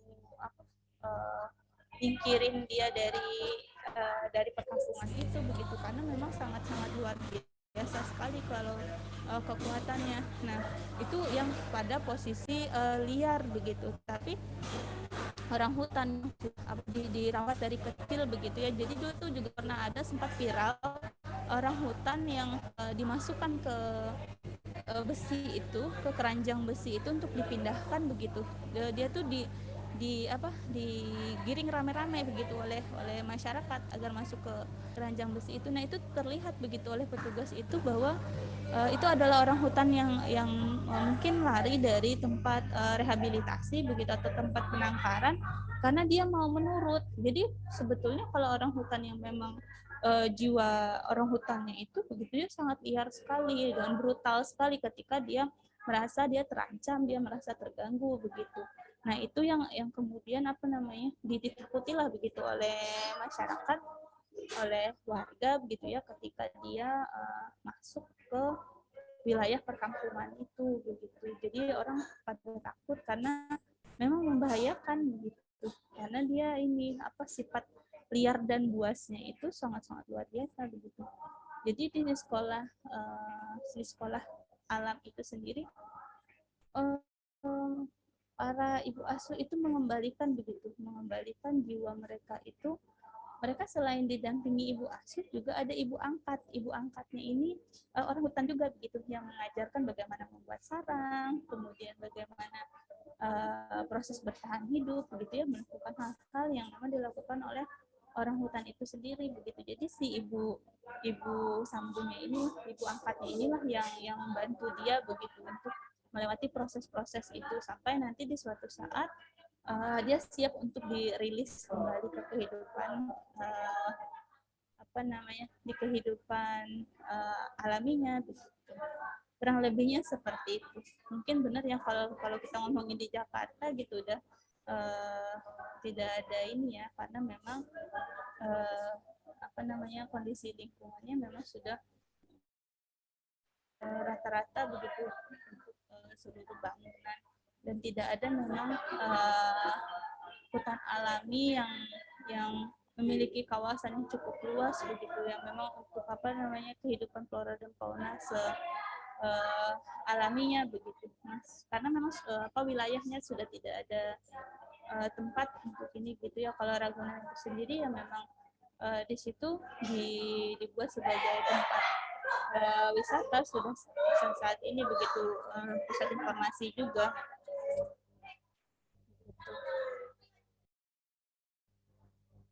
Mungkin yang lain silahkan. Kalau di saya sendiri izin ya Bu. Ya silahkan. Kalau di Gresik sendiri itu ada konservasi rusa bawean Bu. Kalau teman-teman ingat nih 2018 kemarin di Asian Games ada 3 maskot tuh ya. Ada yang burung, ada rusa, sama badak apa ya kemarin? Badak cula 1 ya dari Ujung Kulon. Nah rusanya itu dari rusa bawean loh teman-teman. Itu dari Gresik. Kalau gimana kita ke rusa baweannya, it's about mungkin 6 jam naik kapal dari pusat kota Gresik, kemudian jalan darat 3 jam gitu Bu. Untuk populasi rusa bawean sendiri tuh kurang lebih sampai sekarang saya lihat terakhir itu cuma 200 ekor Bu ya. Jadi sangat distinct apa Bu ya, langka banget lah istilahnya. Udah terancam sih ya, kurang lebih seperti itu Bu. Iya, jadi rata-rata ya begitu memang binatang itu atau satwa yang memang langka itu menjadi pusat sekali begitu perhatian orang-orang untuk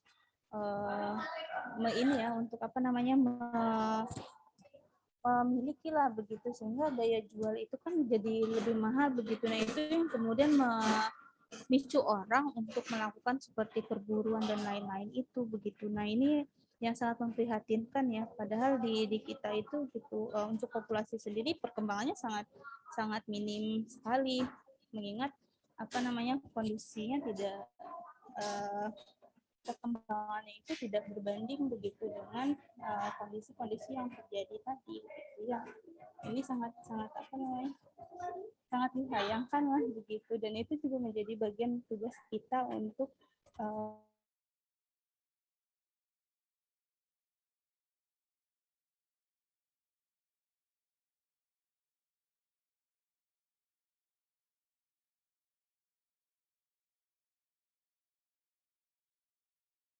sehingga kita bisa lebih mengetahui kembali begitu, lebih apa sih yang harus kita lakukan begitu ya, apa yang harus kita kerjakan begitu agar kita tidak kehilangan hal-hal tersebut, sehingga di 20-30 tahun ke depan, bahkan 50 bahkan sampai 100 tahun ke depan begitu, itu tidak hanya tinggal cerita aja ya, tetapi masih bisa dilihat oleh generasi selanjutnya, kita bersama juga pada dasarnya. Oke, terima kasih atas sharingnya. Saya mau menambahkan Bu, boleh Bu?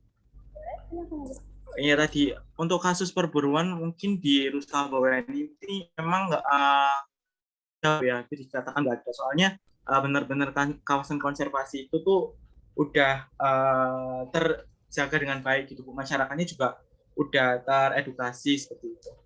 Namun yang menjadi masalah itu sebenarnya reproduksi kemampuan berkembang biaknya si rusa bawean ini lama Bu. Meskipun nggak lama, kayak hamilnya mungkin 1 atau 2 anak selama 3 tahun seperti itu. Kemudian ada seleksi alam juga, di sana juga ada banyak karnivor Bu ya, yang bikin ini tuh nggak naik-naik gitu populasi. Seperti itu sih Bu.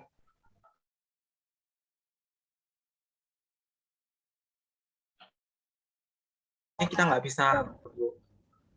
Betul. Itu juga salah satu faktor begitu untuk menghambat angka populasi tadi ya, yang apa namanya, yang didapati lah begitu, untuk meneruskan satwa-satwa yang ada itu begitu, yang memang menjadi ini juga, ketika masyarakat sudah teredukasi dengan baik seperti itu, kemudian partisipasinya juga sudah tinggi, itu menjadikan apa namanya, peluang bagi flora dan fauna itu sendiri begitu untuk bisa berkembang biak, sekalipun hampir semua ya, termasuk seperti orang hutan juga gitu. Orang hutan itu dia tadi kelahirannya 8 tahun begitu, itu udah apa namanya, cukup ini begitu ya, sehingga apa namanya, dan dia melahirkannya juga seperti manusia begitu, satu jarang sekali terjadi. Memang ada yang kembar gitu ya, tetapi itu jarang terjadi begitu. Kebanyakan itu ya seperti manusia satu, dan itu jangka waktunya cukup panjang, sehingga angka kepunahan itu juga menjadi apa namanya, menjadi salah satu faktor pendukung lah begitu, terjadi kepunahan itu, termasuk di alam juga, karena memang tinggalnya di alam ya, tentu itu tidak bisa terlepas begitu deh.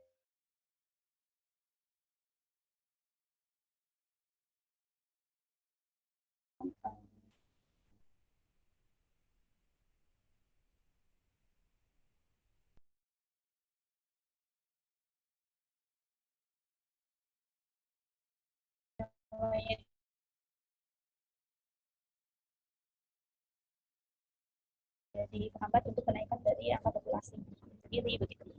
Oke, terima kasih sharing informasinya. Mungkin yang lain boleh menambahkan? Mungkin satu orang lagi.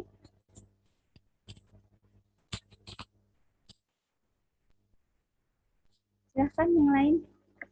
Saya Bu, izin sharing Bu. Boleh. Kalau di Banjarmasin sendiri untuk hewan endemik atau yang khasnya itu ada bekantan Bu namanya Bu. Bekantan itu masih satu keluarga sama orang utan sama monyet juga. Tapi dia itu bedanya, kalian tahu nggak kayak Squidward hidungnya kayak gimana? Hidung bekantan kayak begitu. Dan dia untuk warnanya itu dia tuh warna pirang gitu Bu. Warna pirang. Ada juga yang albino putih. Untuk sekarang ini bekantan termasuk hewan langka Bu di sini Bu, karena populasinya kemarin turun di bawah 2.500 Bu. Dan untuk konservasinya sendiri itu terletak di Pulau Bakut di bawah jembatan Barito Bu. Dari sini itu dari pusat kota ya sekitar 1 jam perjalanan darat. Itu betul kata Mas Yoga, kehidupan itu menjadi bekantan. Kalau untuk punahnya kelangkanya sendiri itu karena yang seperti Mas Yoga bilang tadi itu karena ada yang mereka banyak diburu, dan juga kelahiran mereka susah Bu, karena mereka sama kayak seperti manusia juga mengandung sama 9 bulan dan melahirkan hanya bisa satu-satu Bu. Sudah itu. Terima kasih. Terima kasih, dan itu cukup terkenal begitu ya, ikoniknya dari Kota Banjarmasin, bekantan itu ya. Benar, apa namanya? Ya itu menjadi kewajiban gitu ya bagi kita, karena memang mau di daerah manapun begitu terkait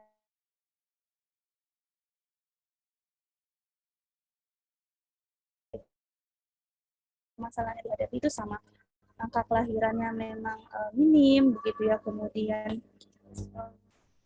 apa namanya, kerusakan alamnya juga sangat luar biasa begitu. Lalu kemudian juga apa namanya,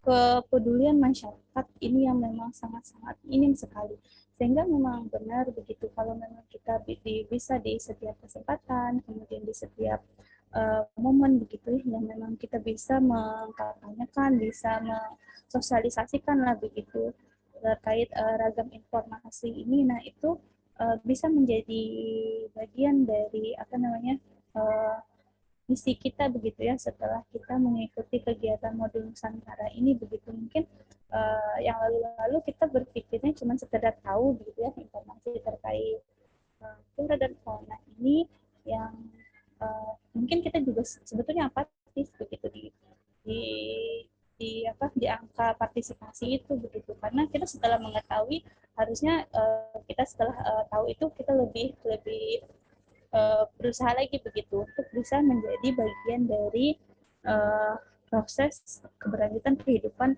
binatang.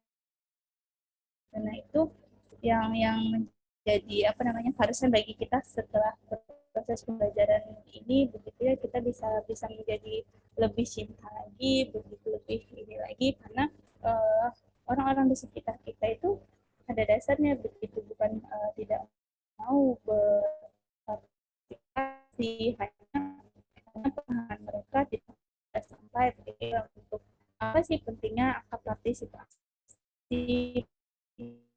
masyarakat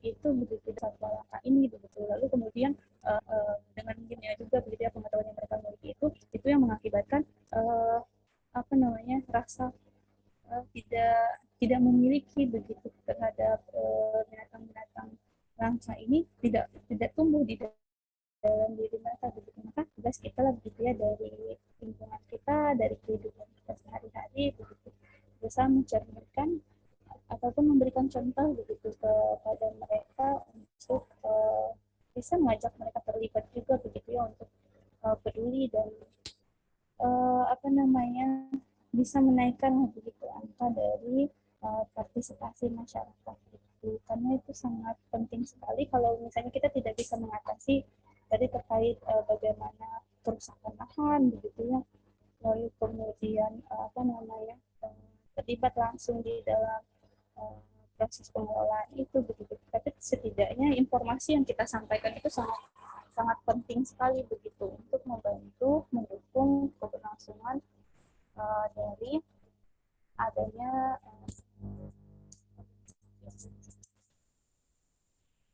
satu langkah ini. Oke.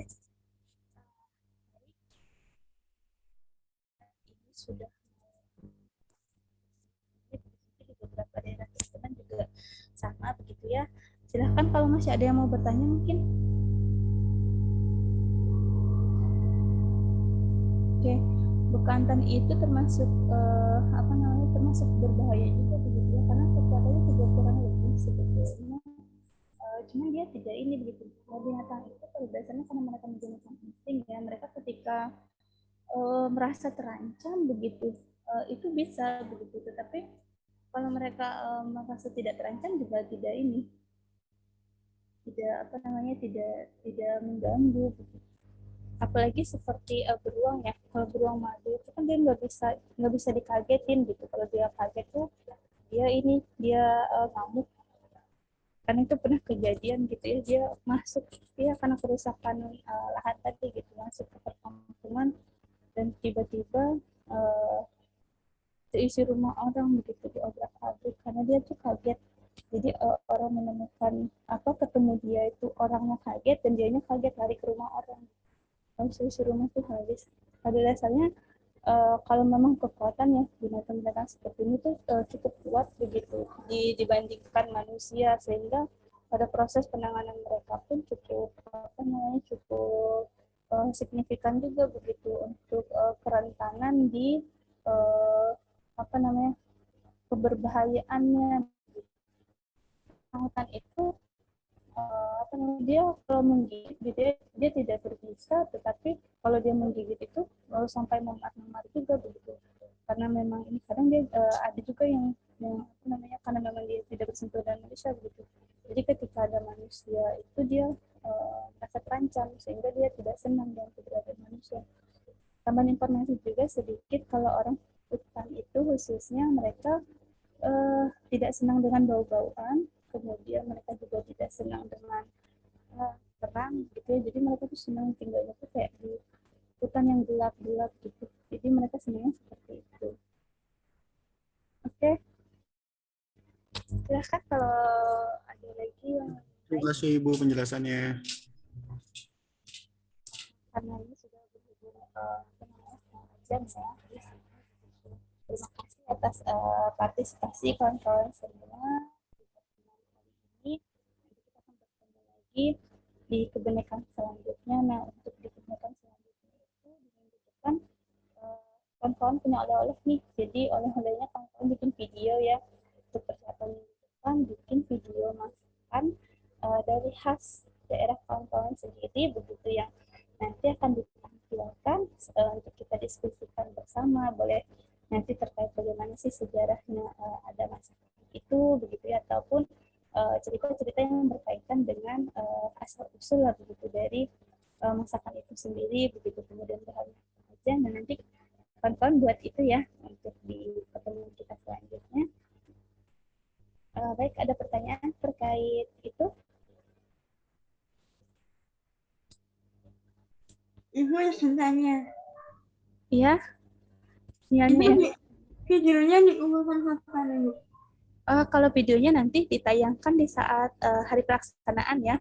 Jadi nggak perlu dikumpulkan, tapi kawan-kawan begitu untuk video tersebut nanti kita satu-satu akan presentasikan. Nanti mungkin dimulai dari saya dulu ya gitu. Nanti kita akan melihat apa sih makanan khas daerah Kalimantan Tengah begitu, apa saja ceritanya. Dan nanti para orangnya akan mempresentasikan makanan khas daerah itu ya. Makanan khas daerah masing-masing ya Bu, di videoin. Betul. Aduh, apa ya? Oke, baik. Masih panjang, saja 1 minggu. Masih bisa ulik-ulik dulu, tanyain orang tuanya mungkin boleh apa sih masakan daerah khas daerah, apalagi kalau yang tidak terlalu terkenal ya gitu. Dan biasa kalau tidak terlalu terkenal itu tapi dia jauh lebih menyimpan sejarah yang dalam gitu. Terutama karena memang kita ini Nusantara gitu ya, di setiap daerah itu hampir-hampir semua memiliki kerajaan begitu. Nah biasa dari kemauan-kemauan raja ini kadang-kadang unik begitu. Jadi itu kemudian menjadi makanan bagi rakyat di kemudian hari begitu. Nah itu biasa akan sangat menarik gitu untuk diceritakan. Mungkin bisa nanti kawan-kawan bikin semacam monolognya begitu sambil di video naskahnya diceritain gitu. Oke, ada lagi? Nggak harus masak kan ya, Bu ya? Ya gimana Putri? Putus-putus suaranya. Nggak harus masak kan ya, Bu ya? Kalau misal nggak bisa masak, maksudnya kan biasanya ada yang ribet gitu, cara masaknya itu gimana? Kalau langsung jadi barangnya. Oh, boleh. Nanti kan kalau misalnya kayak video nih, yang penting kan udah tahu oh masakannya ini gitu kan. Nanti videonya juga misalnya ngambil dari video orang juga nggak apa-apa gitu untuk kita sharing. Nanti itu makanan itu nggak mesti nasi gitu kan ya, nggak mesti tapi makanan khas daerah lah gitu. Baik Ibu, terima kasih. Oke. Tapi nanti sambil kalian ini ya, kalau misalnya video orang gitu tapi tidak ada tidak ada penjelasannya, nah mungkin kawan bisa tambahkan informasi terkait itu gitu ya. Mohon maaf Ibu, saya tadi itu sebenarnya barusan gabung terkait video tugasnya, nanti boleh di-share nggak Bu di grup, di chat gitu Bu, terkait ketentuannya sama tugasnya. Mohon maaf Bu, saya tadi barusan gabung. Kalau tugas sendiri nggak perlu dikumpulkan, nanti di saat hari pelaksanaan aja kawan-kawan presentasi begitu ya, nanti kita ini kan dijadikan host gitu, jadi kawan-kawan bisa share screen juga untuk video yang ini kan mungkin nanti sambil sharing dijelasin gitu kan, itu tuh makanannya apa gitu, kemudian apa sih yang melatar belakangi begitu, atau ada sejarah apa sih terkait makanan itu gitu ya. Kayak kemarin itu yang kayak tumpeng-tumpeng itu kan itu makanan tuh yang disusunin gitu kan, selain apem gitu. Mungkin apem itu sendiri ada cerita tersendirinya gitu. Jadi tidak perlu makanannya tidak mesti begitu ya makanannya yang berbentuk semacam nasi dan lain-lain seperti itu, tapi boleh juga yang pasti khas daerah kalian lah gitu. Kita sambil sharing gitu.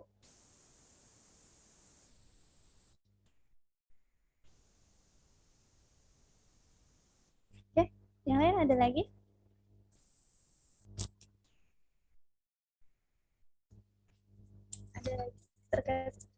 penugasan? Tidak Bu, cukup. Ya, baik, kalau tidak ada, saya akhiri dulu pertemuan kita hari ini. Terima kasih banyak atas partisipasi kawan-kawan semua.